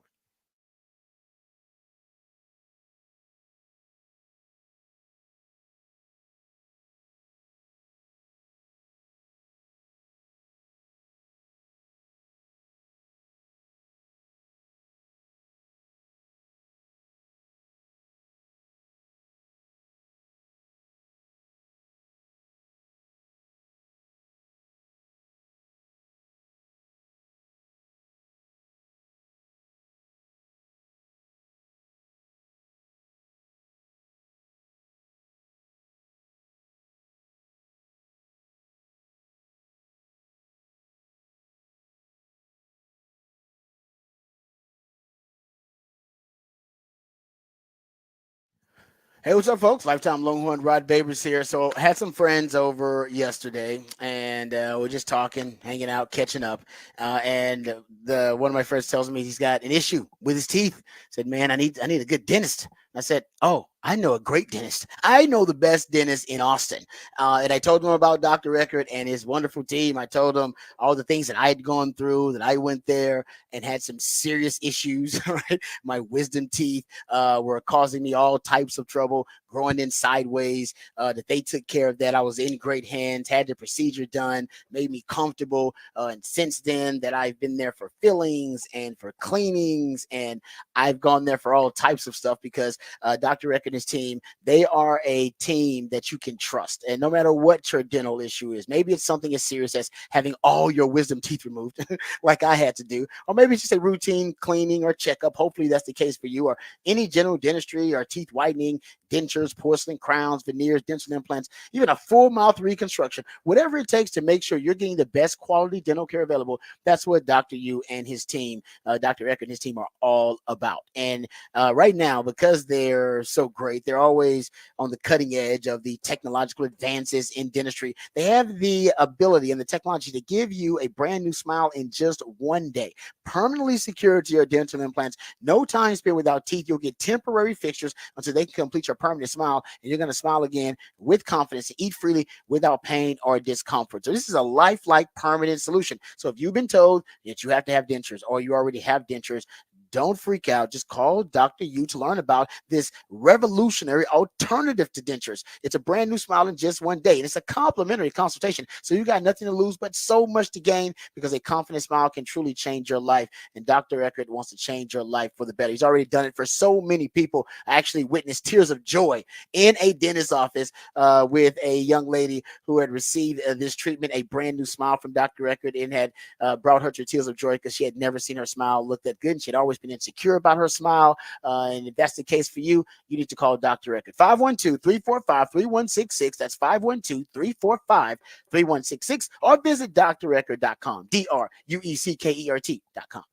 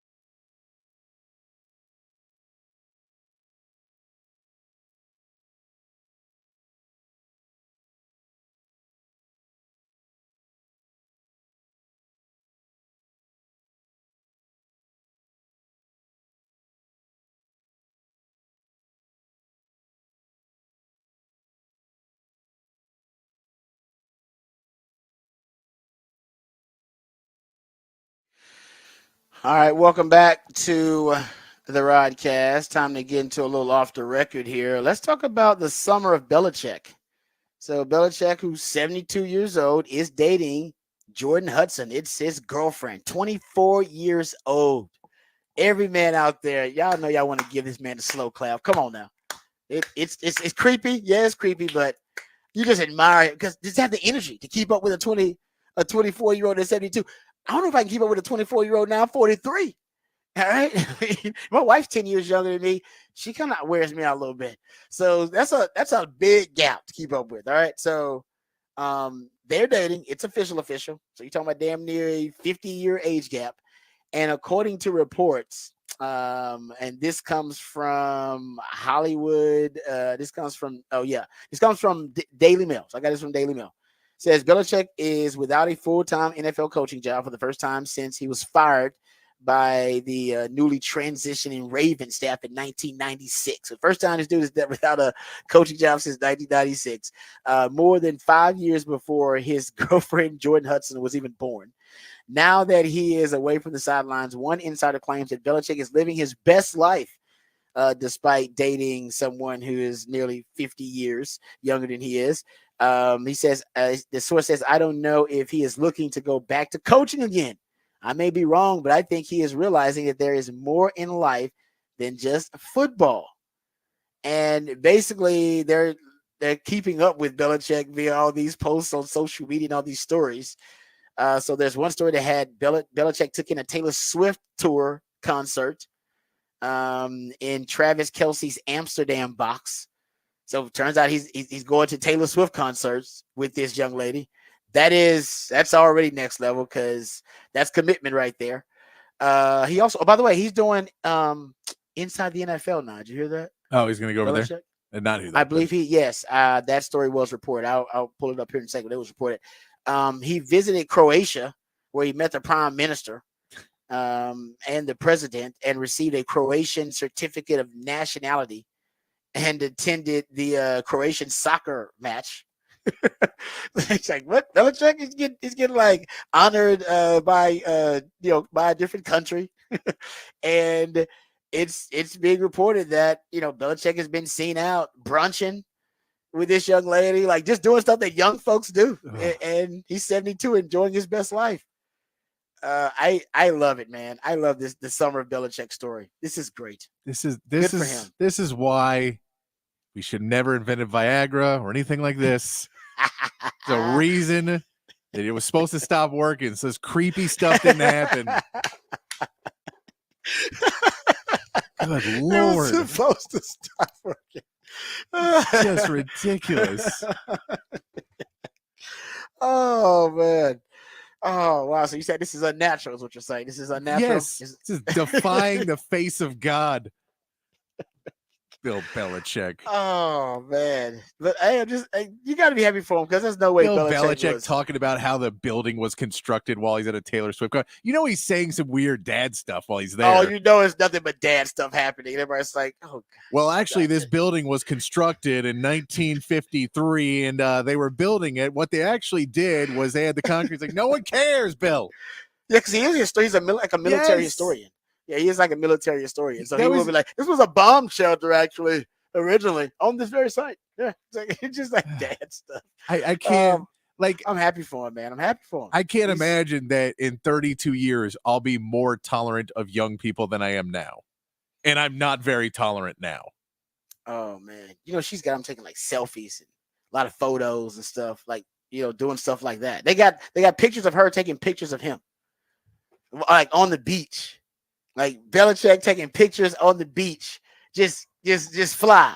They have pictures of her, like they follow pictures of her taking pictures of Belichick on the beach. They taking pictures of each other. The day I see Belichick taking a picture of her on the beach for the gram, then like I said, it's already happening. Did this guy not know that sex was a thing?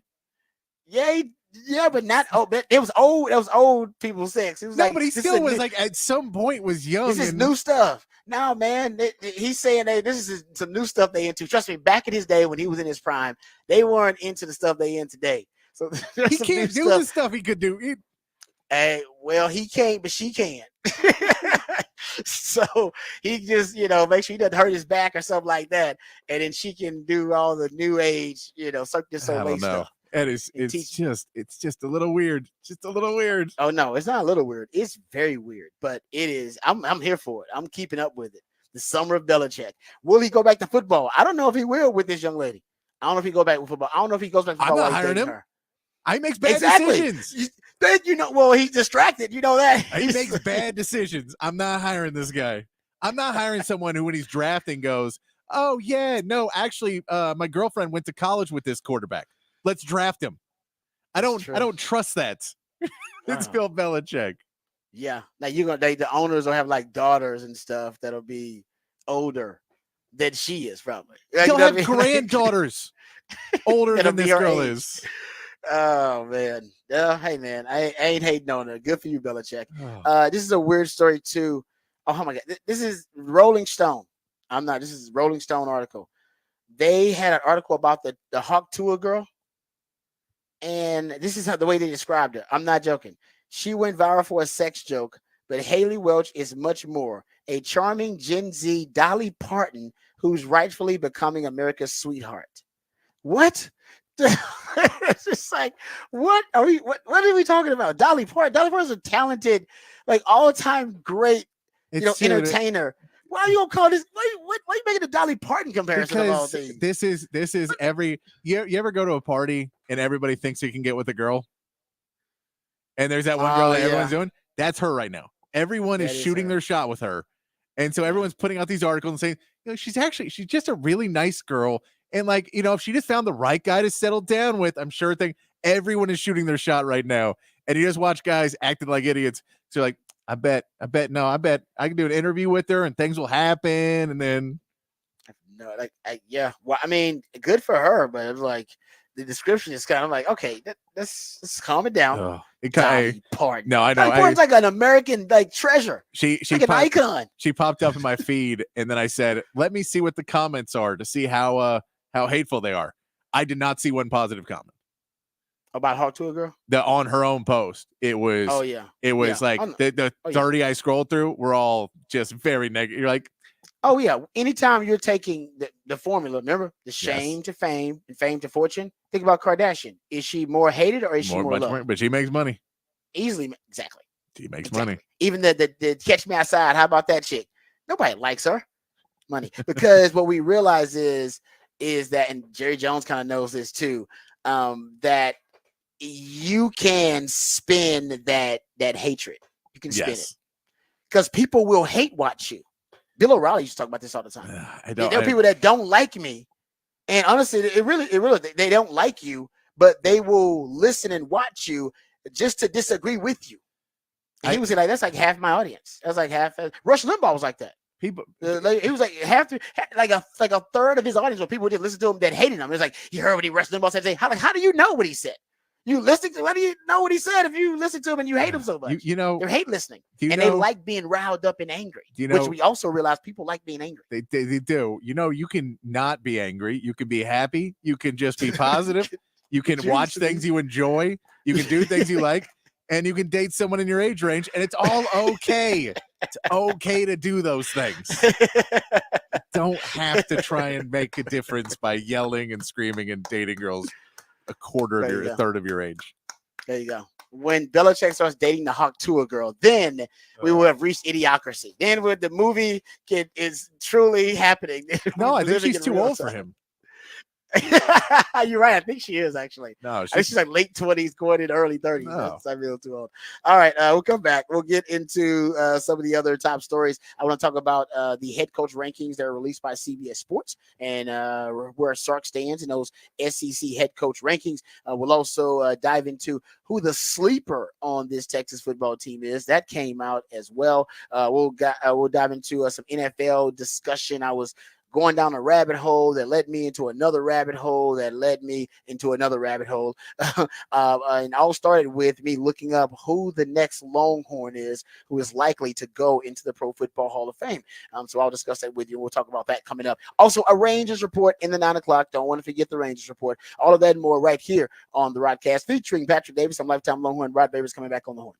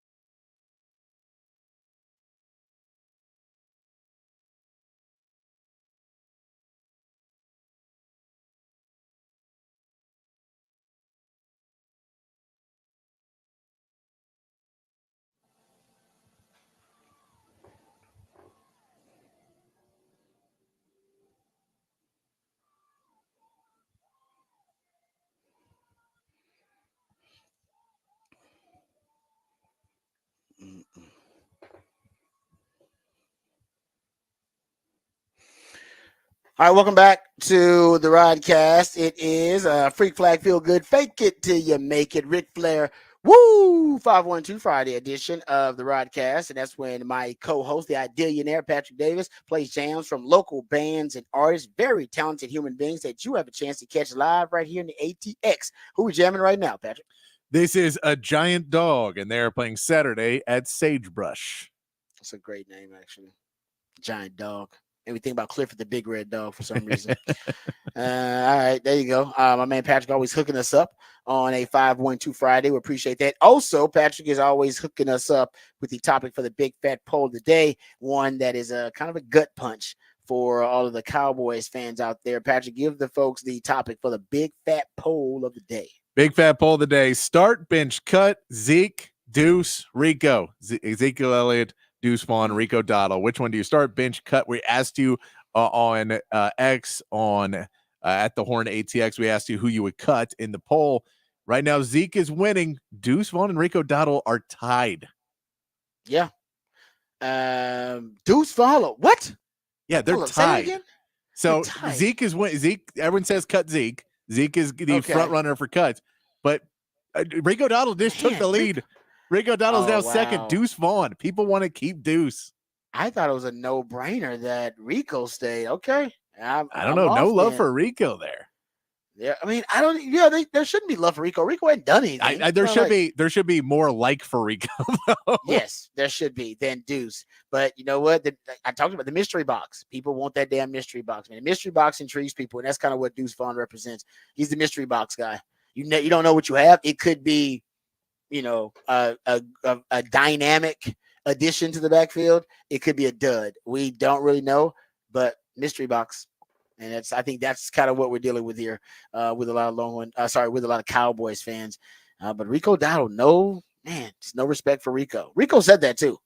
Remember when everybody kept talking about, even before they picked up Zeke, how they kept talking about the Cowboys didn't have any running backs? And I believe he tweeted something out to that effect, like, hey guys, I'm still here.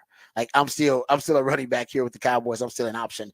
So we'll see. I think the Cowboys are going to be struggling a little bit when it comes to their running game this year. Let's just looking at shoulders. Yeah, just looking at the stats. Tony Pollard led the way. He clearly had most carries. But Tony Pollard had 1,000 yards, averaged 4 yards a carry last year. Rico Dottle carried the ball 89 times. He averaged 4.1 yards per carry.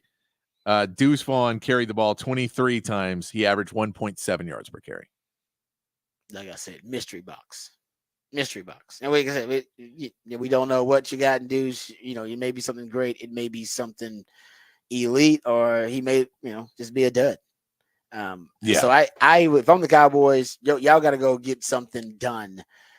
About a month before training camp, they need to be working on trades, and they need to be looking at potential cuts and what running backs are going to be available. But I would rather them trade for a Damian Pierce or trade for somebody like that. You don't want the other team's throwaways essentially and their cuts, because those are going to be guys who are third, fourth options for other teams. And essentially that's what you have right now, is you have a couple of third and fourth options. And what you need is a back is going to be dependable and effective as a feature back. And you don't have that. Honestly, the poll is a prime example. Even the fans, nobody believes that Rico Dowdle could be that guy either. No, and I get you want to wait because, again, you said earlier, Jerry believes deadline makes deals. And so you say, well, we know that if we wait and someone is named the second string or third string back, we can get him for cheaper. The problem is no one you're getting is going to be a plug and play. We can put him in and he's ready to go and knows our system and let's go play game week one. So you really would like them to be there for training camp. You'd like them to be there to learn things and be in your system a little bit more so you can feel good about them going into the season. But I feel like they're waiting until preseason or maybe after camp to make a move when teams start to, solidify their depth chart a bit more, which at that point is, it's just dangerous. Dangerous, man. Except hope is not a strategy. I think they're hoping that works out for them. I would, if I was the Cowboys, I'd be a little bit more proactive, a little bit more aggressive when it comes to that running back position. All right. Before we move on, we got a lot to get into this hour. We got Rod's rant. We also have the Rangers report. We'll get to those a little bit later on. I want to get to these head coach rankings from CBS Sports. That's also this ESPN article about sleepers and who the sleeper is potentially on the Texas team. That's another down. And what just broke from it must be the media days from, is it the Mountain West, Must be, where Colorado State and Jay Norvell, who is the head coach of Colorado State, he recently made a very troubling accusation about one of his players being recruited, but being and attempting to poach one of his players on his team, and the price tag that one team was willing to pay to poach his starting quarterback. So we'll get into that because we have that audio, and that's making the rounds now. That, and it should. It's, when you hear it this day and age, it shouldn't surprise anybody. But I was taken aback, like, whoa, and just how forthcoming and upfront he's being about it. And he was obviously offended, and I guess the player did not take the deal, whatever the offer was. I'm assuming that his player is staying there. I got to go make sure I check. He's still on the roster. He's still on the roster. Okay, yeah. All right. So he passed up on that. Hey, you know what? And I wonder. Anyway, we'll get into it. We'll talk about it because my man Patrick found the audio, so we'll do that. But first, let's get updated, educated, and informed on all the top stories of the day with Patrick Davis and the Horn Headlines.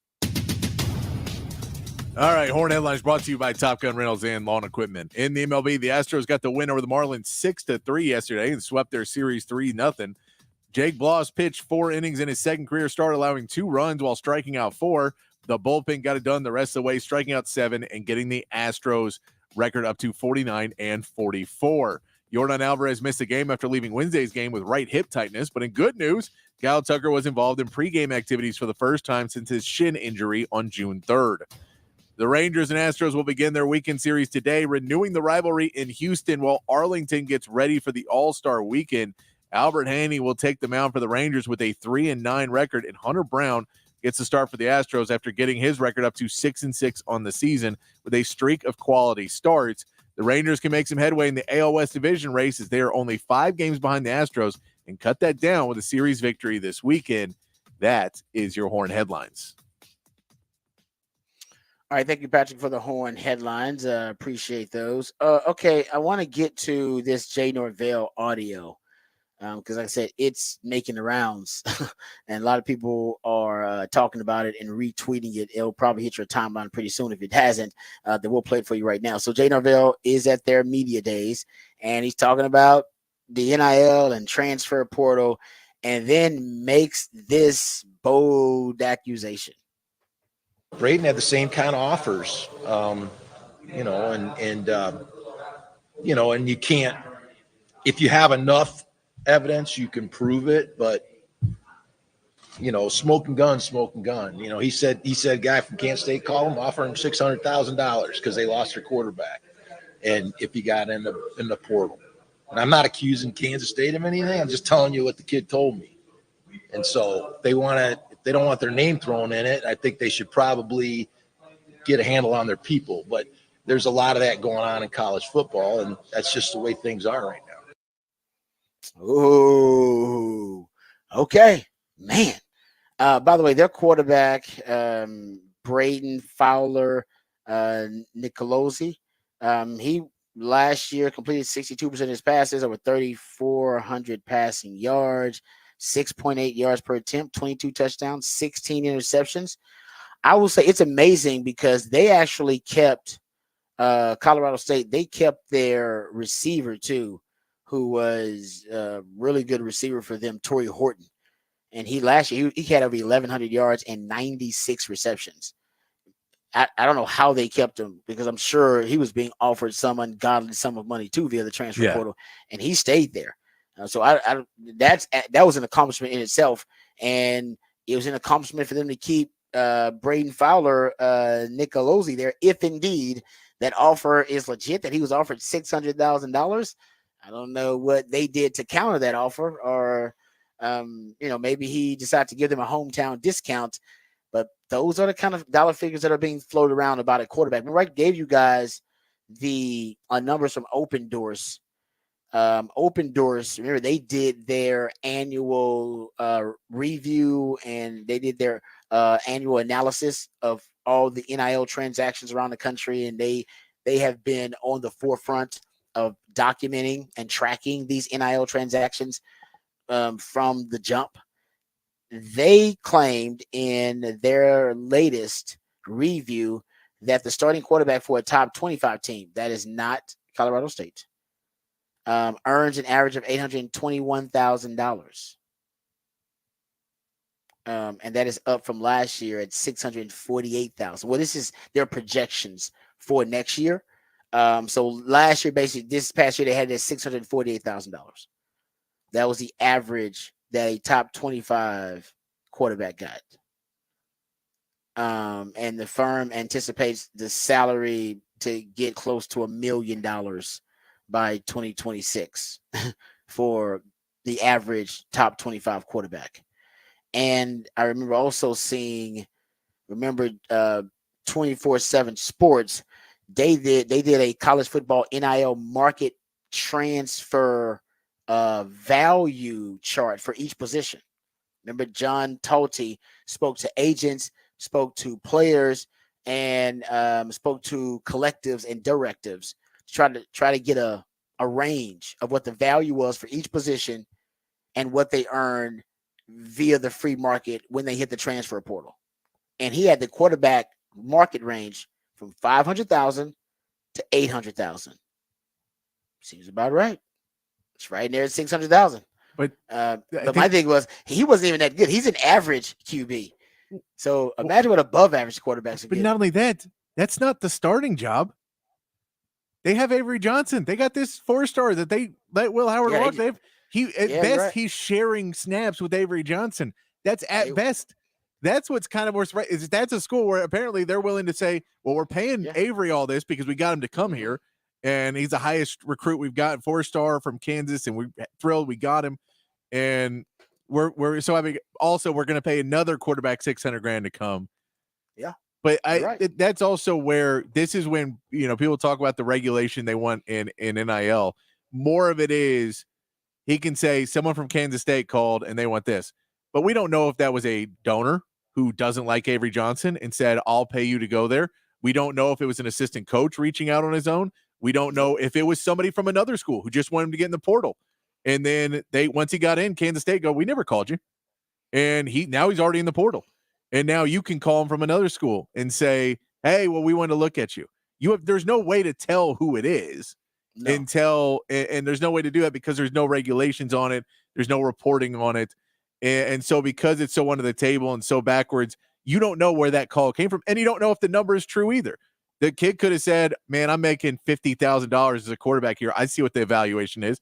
I'm going to go to coach and tell him I got offered $600,000 and maybe I'll get a boost in pay. It could be that. I'm not saying because I clearly don't know the kid. I don't know what happened. So any of those scenarios could be true. And it could be a combination of those. No, I tend to think that the number is accurate. Now, whether that young man is being truthful about being offered that number. Yeah. But the value of the quarterback, I agree. That's why I gave different entities that have studied it. But whether he actually got the offer from K-State, nobody will know because K-State will never admit it. And like you said, it could have come from a collective, could have come from a directive. It could have come from a coach. It could have, like you never, a booster, you have no idea where the offer actually came from. And because of that, I'm not going to question its legitimacy, but you'll never be able to actually get anybody to go on the record that he was offered that. I mean, that was a whole, Connor Stalions thing was a donor who was overstepping his bounds and paying, trying to get this guy so that Michigan could get an advantage in a world where, we think, Jim Harbaugh probably knew a little. No, I know, but I'm just saying it was a donor. It was a donor. So rogue donor. He was a rogue donor, and then, but you say there's donors who will want to get things done, and they may reach out on their own because they're powerful men and women. They can go make their own phone calls.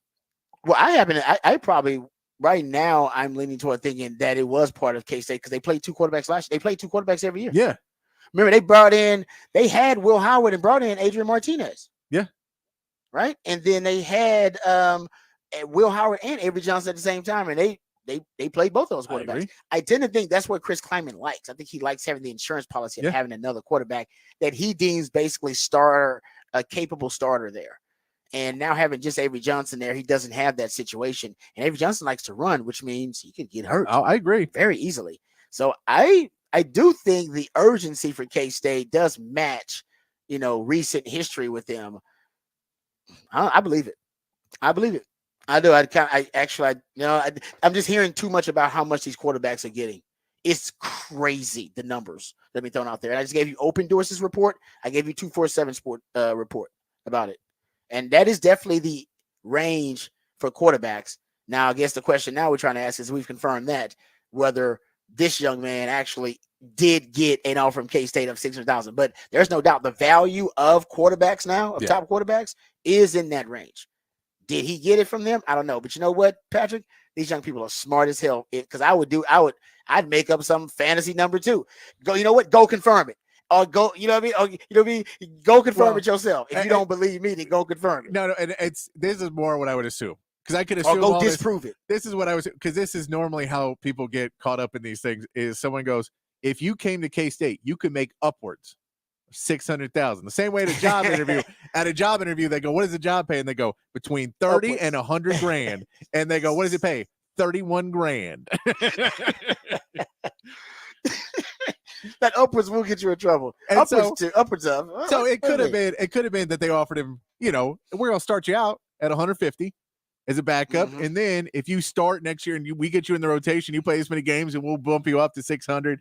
And if we win this fight, then you get boosted. Yeah, I could believe that too, because that's they're businessmen. You don't necessarily make those blanket deals like that. I agree on that. It could have been something to that sense too. So, and then he comes back. He's not gonna say, "Well, they said they start me here, coach," and then they're going. No, they're gonna pay me 600. No, I'm with you on that. I think you could have easily been the miscommunication. It's like all he heard was 600,000. It's like, did you hear all the other stipulations in there that we threw in there about it, and where you're going to start at, and all that kind of stuff? I think you're right. I think that's the incentive. The incentive base. That was it's like the thing in wrestling. They would always have people would come out afterwards and they go, "I was promised that I was going to win the world title," and then the people that were booking it go, "We told him that we could see him as a world champion." Exactly. Doesn't mean we're giving it to you. We could see it. No, I would do the same thing. I would say you can if you're with a woman and you don't want to say that you love her, you can always say, "Man, I really could see myself at some point falling in love with you." And you can say something along those lines, and all she will hear is "love you." That's all she'll hear. And you can always go back like, "Oh, I didn't say I love you. I said I could see myself falling in love with you." Just put a lot of stuff in between I and love you. I could see myself falling in love with you. And then she like, "Oh yeah, I said I could see it, and now I don't see it now." If the stenographer would read back. Yeah. It's like that commercial where they get to drop the flag and do the replay. Yeah. I wish that was so true in real life. It's like, flag on the play. I think I would have replay. I would have go back and look at that one. All right, there you go. Good stuff there. Okay, we come back. We'll squeeze it all into the next day. Right, we squeeze in the Rangers report. It'll be a quick one. We'll squeeze in the Raj rant of the day. We'll throw that in there. Also, if we have time, I want to talk about those head coach rankings from CBS Sports about head coaches in the SEC. Talk about what Sark needs to do to take the next step to evolve into being an elite head coach, maybe the best coach in the SEC. And we'll try to throw in that sleeper conversation. So a lot to cover in the next segment of the show. We'll try to do our best to cover it all right here on the Rodcast featuring Patrick Davis. I'm Lifetime Longhorn. Rod Babers coming back on home.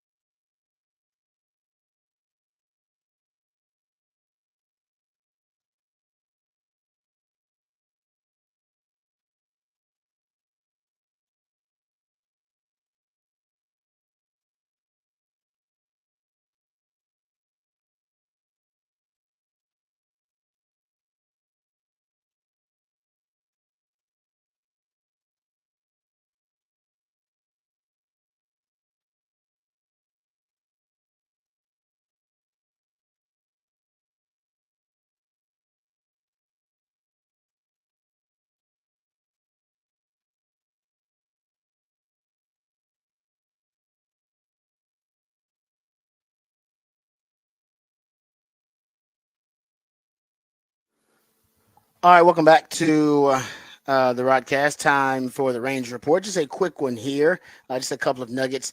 Rangers will be taking on the Astros this weekend series. So we'll have some more updates about that coming up next week. But how about this? Marcus Simeon.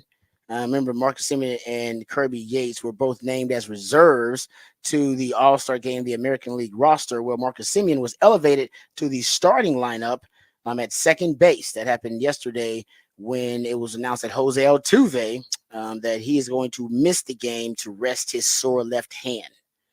And yeah, so that he's Yeah, so there you go. I'd seen reports that it looked pretty gnarly after he got hit by a pitch with it, that it was turning colors. So. Ooh, yeah, that ain't good. Yeah, that ain't good at all. So that's Plus, so he knows he doesn't want to go get booed again. It's in Arlington. He's going to get booed there. That's a great point. Yeah, I forgot all about that in the Gilf I should say. Yeah. All right. And any other nuggets on the Rangers? Adolis Garcia will be added into the home run derby. He was in it last season. He's the only player in there who's not part of the All-Star game, but they want to have someone from the hometown there. They're changing the home run derby this year as there's no head-to-head in the first round. So it's going to be the top 4 home run hitters in the first round. We'll all move on then and then do head-to-head after that. But that'll be that. But Adolis Garcia is going to be in that. And if you're keeping up with the Silver Boot series between the Astros and Rangers, all the games so far have been earlier in the season. But right now the Astros are up 4-3. The first series they tied 2-2. Then the Astros won the second series 2-1. So they were up 4-3 on that one right now. But the Rangers could make some time back here. The Astros have been playing pretty good, but the Rangers are putting it together too. So this is where we start to get into it, where both teams trying to turn it on for the second half. The Astros right now, though, looking pretty good. So if they're going to try and take that momentum into All-Star break, the Rangers are going to try and break that momentum going into the All-Star break. Good stuff there. All right. That's our Rangers report for the time being, brought to you by Texas Truck and Trailer.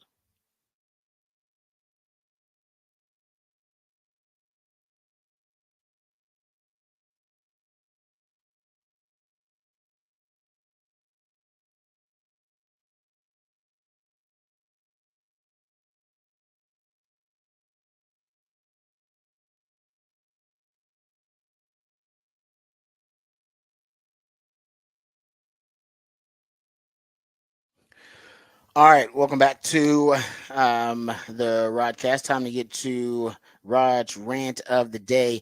I was watching videos of the different players getting their Hall of Fame jackets. Really cool videos. I think it was Julius Peppers got one. I saw the Andre Johnson one. So with this Hall of Fame class, I started thinking to myself, man, when is the next time a Longhorn has a legitimate chance to get into the Pro Football Hall of Fame? And for those who don't know, the Longhorns have already in the Pro Football Hall of Fame. They have Earl Campbell, of course, Bobby Dillon, Tom Landry, Bobby Lane, and Tex Schramm. So they got 5 guys. And Mongo went in this year. Oh, yeah, you're right. Now, so I make it 6. Thank you very much. That's 6 officially. Thank you very much. So you got 6 of them in the Hall of Fame. I was thinking to myself, when's the next Longhorn who's going to go into the Hall of Fame? And I was thinking at the Jamal Charles, actually, because he actually last year was nominated for the Pro Football Hall of Fame in his first year of eligibility, and he's got a decent shot. I mean, I've been compared his stats to the other running backs that he's being nominated with, or at least that are also in his class, but he does have the all-time record in yards per carry among players with at least 1,000 rushes at 5.4 yards per rush. But I went back and looked at his best seasons. I started looking at, his breakout seasons, and he had a really good season in 2010, but his best season was 2013. It was Andy Reid's first year in 2013 with the Kansas City Chiefs, so that made a huge difference. He had the most touchdowns he's had in his career, most first downs, most targets, most receptions, most receiving yards, most receiving touchdowns, most receiving first downs, the most touches overall, and the most yards from scrimmage. He was arguably the best offensive player in the league that year. So it was not only Andy Reid's presence as a play caller, play designer, and head coach, but Andy Reid brought in Chris Alt, actually at the time. Chris Alt was one of the innovators and one of the main kind of founding fathers of the pistol formation. At Nevada, when they ran the pistol with Colin Kaepernick, by the way, in 2009, they became the first team with 3,000-yard rushers and led college football in rushing yards per game by more than 50 yards, by actually 50 yards more than the next best team in rushing yards per game. I mean, they were dominant. And it was because of this pistol formation. The quarterback's not quite as deep. He's not under center, but not quite as deep as the shotgun. You kind of split the difference. He's about 4 yards behind the center, and the running back's about 7 yards behind him. Shotgun is a little bit deeper. Usually, shotgun, the running back is right next to the quarterback, because you do have that depth of 6 to 7 yards, and he's maybe 5 to 6 yards, and he is right next to him on either side. With pistol, he's going to be behind him, but the quarterback, not under center, going to be kind of splitting the difference between shotgun and between being under center. And literally, that was the purpose of the innovation, to get all of the benefits of the under center run game. And then the play action pass, which works better when a quarterback is under center. It's a lot more dramatic when they're under center, turning their back to the defense, a lot more realistic. And I think for the defense, it sells it more that it's actually going to be a run. Just works that way psychologically. But it's tougher to pull off because a quarterback, you turn your back to defense, then you got to reacquire everything, reacquire the entire vision after you have turned your back to them. That's tough. That's why most offensive coordinators and most quarterbacks, they rather just be in shotgun and do a play action fake via the shotgun so they can keep their eyes on the defense and what's moving. Really tough to turn your back to the defense for a while and then in a split second be able to reacquire all the defenders and where they're supposed to be and your reads, all right, and get into your progressions. When quarterbacks can do that a lot, that is a true magic trick. They don't do it. That's why they don't do it as much anymore. It's just tough. It's just really tough to do. So the pistol, you want the benefits of that under center, because you're under center. It is, as I said, it sells the play action pass way more, but then there are more defined angles to the gaps and to the holes that you want your running back to run through. And the running back gets, of course, a running start, all right, to develop, to get the momentum to run downhill. So it's better equipped to have a downhill running game when you're under center. You get that running back literally with a running start gunning downhill. That's kind of the point of it. So you get that advantage, all right, and then you also get the advantage of shotgun where you can survey and keep the quarterback's eyes at a distance from the rush and keep the quarterback's eyes downfield, and never have to lose that vision that you have of surveying the field. So it's just it's a compromise, the best of both worlds kind of thing. And so Chris Alt, one of the innovators of this, he has a record-setting performance with Colin Kaepernick there in 2009. Time goes on. Greg Roman, who's there at Stanford actually at the time, he goes to study Chris Alt's offense at Nevada when he was there at Stanford, when he becomes the offensive coordinator with the 49ers with Jim Harbaugh, and they draft Colin Kaepernick. All right. They just start running the pistol. And one of the reasons they were so enamored with him in the draft is because Greg Roman had studied him and studied the pistol and Chris Alt there at Nevada. And at the same time, around this time, Mike Shanahan and Kyle Shanahan, the Shanahan clan, they're also using some pistol concepts with RG3 around this time. And this is the peak of the pistols kind of popularity, because you got the 49ers running a lot of it. You got Washington running some of it because they got it from Art Browse, who Art Browse likely got it from watching Nevada and watching what they were doing with Chris Alt. And then in addition to that, you had Andy Reid later on who hired Chris Alt when he first got to Kansas City Chiefs and started running it. And it was one of the keys to Jamal Charles's breakout season. And the reason that it's so effective in the running game is because it changes your as a defender. It changes your angles to the football, and it adds more variables for the defenders and the defense have to account for. Because you can still run all your toss run game out of it. You can still run your traditional handoff run game with it. You can still do all those things, but it changes the angles. Because usually when you're just handing off the football, you're either in shotgun just handing it off, or you are under center. And those, like I said, those angles are more defined. They've been the same angles to the same run plays for the last 70 years from under center. The defensive coordinator can tell you exactly as a linebacker what gap you need to be in to stop that run play. And now the same thing is pretty much true for shotgun runs as well, because it's still the same gaps. You're doing it from a shotgun formation, so no running start. So even you can make the argument they're going to be less effective in terms of getting to those specific gaps because you don't have the running start you usually would have. But I think it's a little bit tougher at times because they're reading the trajectory of the running back from those under center runs. It's tougher to judge that from a shotgun run, right? Because the running back's not running downhill just yet. So then think about the pistol runs, and the pistol allows you to hand off the football in traditional run game and to use the toss run game.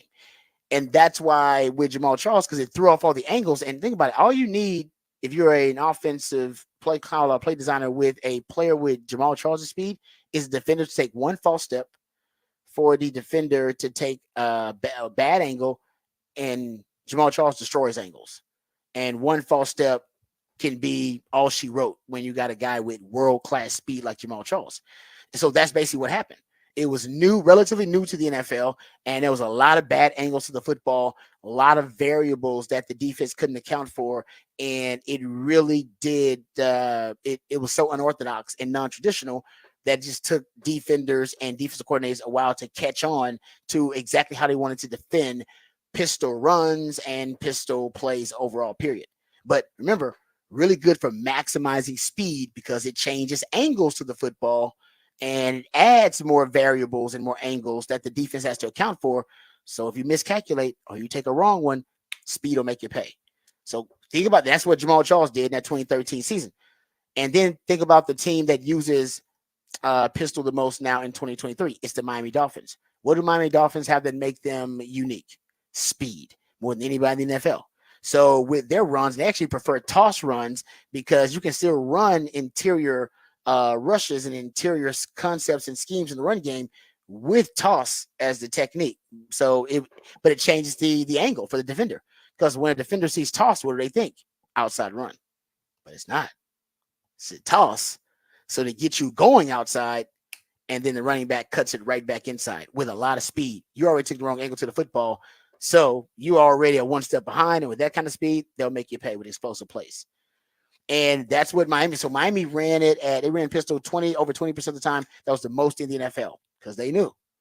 All right, so it benefits them with all that speed, and Tua gets the ball out really quickly at around 2.35 seconds, and even with play action out of pistol, he's getting rid of the football in under 2.4 seconds. 8.3 yards per attempt. The ball is out quick because it's hard to execute quick game under center because you have the labor of getting back in your drop. Man, that can be it can take that's a lot to go through, the mechanics of getting the footwork, getting back in your drop. Well, you ain't got to, and in shotgun, well, your quick game is actually a little further because you're back an extra 3 yards out of shotgun. So what would be a 6-yard throw is now an 8-9-yard throw. So you've just added a degree of difficulty to it, to the quick game. But in pistol, you're 3 yards closer, right? And you don't have the labor of having to drop back in the quick game with the footwork and with the 3-step drop and trying to get to the proper depth. You ain't got to worry about that. You're already there. So it actually helps the quick game. You just grip it, rip it. Exactly from that pistol formation. And you can still use the play action because the running back's behind you. And play action is more believable. So it fits what Miami wants to do in a lot of ways, getting the ball out quickly out of his hands. And then another team that found it last year, not teams, I mean, every team used it to a certain extent. I mean, Chicago used it last year. Baltimore didn't use it as much as they had when they had Greg Roman, but they used it last year. The Chargers used it. Philly used it to a significant amount. But the Rams, they were interesting because in the first 5 weeks of the season, they didn't use it at all. And then something or someone told Sean McVay, hey, man, this will solve our problems. And then after week 6, they used it the third most in the NFL. And there was some weeks they used it upwards of 20%. They were using it a lot. And Matt Stafford, 2.1 seconds time to throw out of pistol, and over 13% of their pistol runs end up being 10 plus yard runs, explosive plays. That's because the angles. So, because when you miss, you're going to miss out of the pistol. Yeah, if you miscalculate, they're going to pop it. And getting it back to Bijan, since we're connecting this to Longhorns, Bijan Robinson is going to benefit from the pistol because Atlanta, under Arthur Smith, when he was there, they ran more pistol than anybody in the NFL in that 3-year span. 25% of their snaps were out of the pistol formation. So they wanted to utilize Bijan out of the pistol. And don't worry, he's still going to get it because Zach Robinson was the offensive coordinator with the LA Rams. We just talked about the Rams. It was one of the ways that they turned around their season using the pistol. He is now the Atlanta offensive coordinator, and they ran more pistol than anybody. He's probably not going to change much of that, and he's seen how successful it can be with the Rams. And the Atlanta Falcons former offensive coordinator, Dave Ragone, who ran more pistol than anybody else in the league, is now the Rams offensive coordinator. So they're probably going to pick up where they left off too. It's making a comeback. The NFL had its highest rate of pistol, over 5% of its snaps since 2013, when I just pointed out it was at its peak when Chris Alt was there. So it's what's old is new again. It's coming back. Shane Waldron, who was the Seattle Seahawks offensive coordinator, they ran it a lot. They were the most efficient team out of pistol throwing the football. 59% of the time in pistol, they threw the football and had the highest EPA and the most efficient yards per pass out of the pistol formation throwing it. He is now the offensive coordinator with Chicago and the Bears. So they're going to run a lot more of it too. This is one of those things where you go down one path and realize, oh man, this is all connected. That's football theory in a nutshell. All right, we come back. We'll dive into who said that. That's when Patrick plays pieces of audio, sometimes from the sports world, sometimes beyond the sports world, and based on the context clues, based on the familiarity of the voice itself. Hopefully you can recall and identify who said that. We'll dive into that when we come back right here on the Rodcast featuring Patrick Davis. I'm Lifetime Longhorn Rod Davis coming back on the Horn.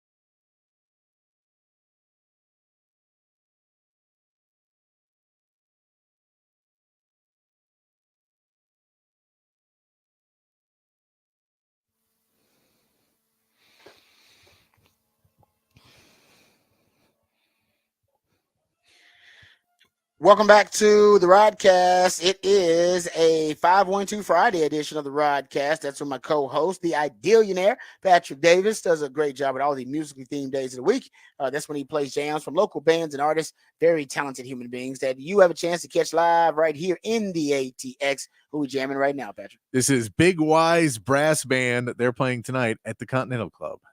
I like that. Yeah. I like that jazz band. I'm getting more and more into jazz. My daughter loves jazz. I don't know why, but it relaxes her. We play a lot of different music in the house, and it's one of the genres of music that relaxes her. Like jazz and just cocktail jazz. Yeah. It doesn't really matter what kind of jazz. It's freaky and weird. I don't understand it. Maybe she's gonna be a jazz genius or something. I don't know. Anyway, let's get to the segment of Who Said That. That's when Patrick plays pieces of audio from the sports world, sometimes beyond the sports world, and based on the context clues, based on the familiarity of the voice itself, hopefully you can identify and recall who said that. I would like 75 scholarships, 25 walk-ons, or just give me the money, let me work with it. 100 players. 100. 100 I'm cool players. with 100. Long as I can have some type of scout team or some type of way to develop the young men that's most likely can show you that they're not ready right now, but they may be a dog next year. I got to have a developmental process on the scout team. And which is what the NFL has done. They've Like, created a developmental roster. Yeah. sometimes right now, I may not use 85. I have 85 scholarships. I'll never use them. There ain't 85 dogs out there that I want. So I may save 8 to 10, and guess what happens? You mess around and win, then you attract more. I got an extra 10 that I ain't even used last year. I could put on this year. Always for a rainy day. That's why Deion's prime. That's why always for a rainy day. Oh, man, I'm not going to force it. You're going to force 85 kids. He's forcing it.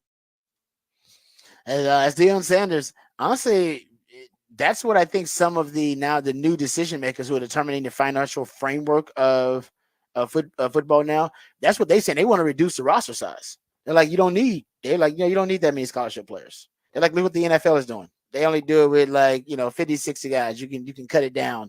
And they also want to get rid of walk-ons too. They want to get rid of all the expenses. So they want to get it, but they do want to reduce roster size, kind of what Deion's implying. Like, I don't need 85. You don't need 85. But it's nice to have 85. Yeah, it's nice. Yeah, because you want to have the guys that are coming up in developmental and pushing that. I remember there was a thing, one of the awards they gave away, I think last year, for the college football awards was this like the whatever best teammate thing or something, and it was about a lineman who was playing at some small school and he didn't have a scholarship, and he was like his senior year, and he's like, I just got to go somewhere where I can get, like, I can't afford to keep working this job and losing money and taking out debt. So I'm going to go. And another lineman who was making more NIL basically gave him his scholarship. And the thing was, the start of it, the coach was like, I only get 85 scholarships. And I was like, well, I think starting right tackle should get one of them. Call me crazy, but I think if you get 85, starting right tackle should be on that list. So they never had the video with him where he earns the scholarship. They didn't want to. They showed the video of him giving it the other scholarships. They did it, but a player had to give up the starting left tackle had to give it up for the starting right tackle because he was making so much NIL money. He was like, he was making more. But it is crazy. And like, this is why you're an awful coach coaching here, is because you can't manage your roster well enough. And you have a guy who's outplaying all these other guys you're recruiting and giving scholarships you don't want to, to give him a scholarship, and you still won't give him a scholarship. That's crazy. Yeah, that's crazy. Yeah, because then you can't call it a meritocracy. Because you're supposed to be able to earn a scholarship. If you end up starting, you earned it, man. You get a scholarship. That's wild. All right, good stuff, Patrick. As always, baby. Good week of shows. We appreciate you, brother. Also, remember next week we'll be back, same time, same channel. Remember, the revolution will not be televised. We'll be talking about it right here on the Rodcast. We love you guys. We mean that. Take care of yourselves, but more importantly, take care of each other. Have a great weekend, and until next week, hook 'em and peace.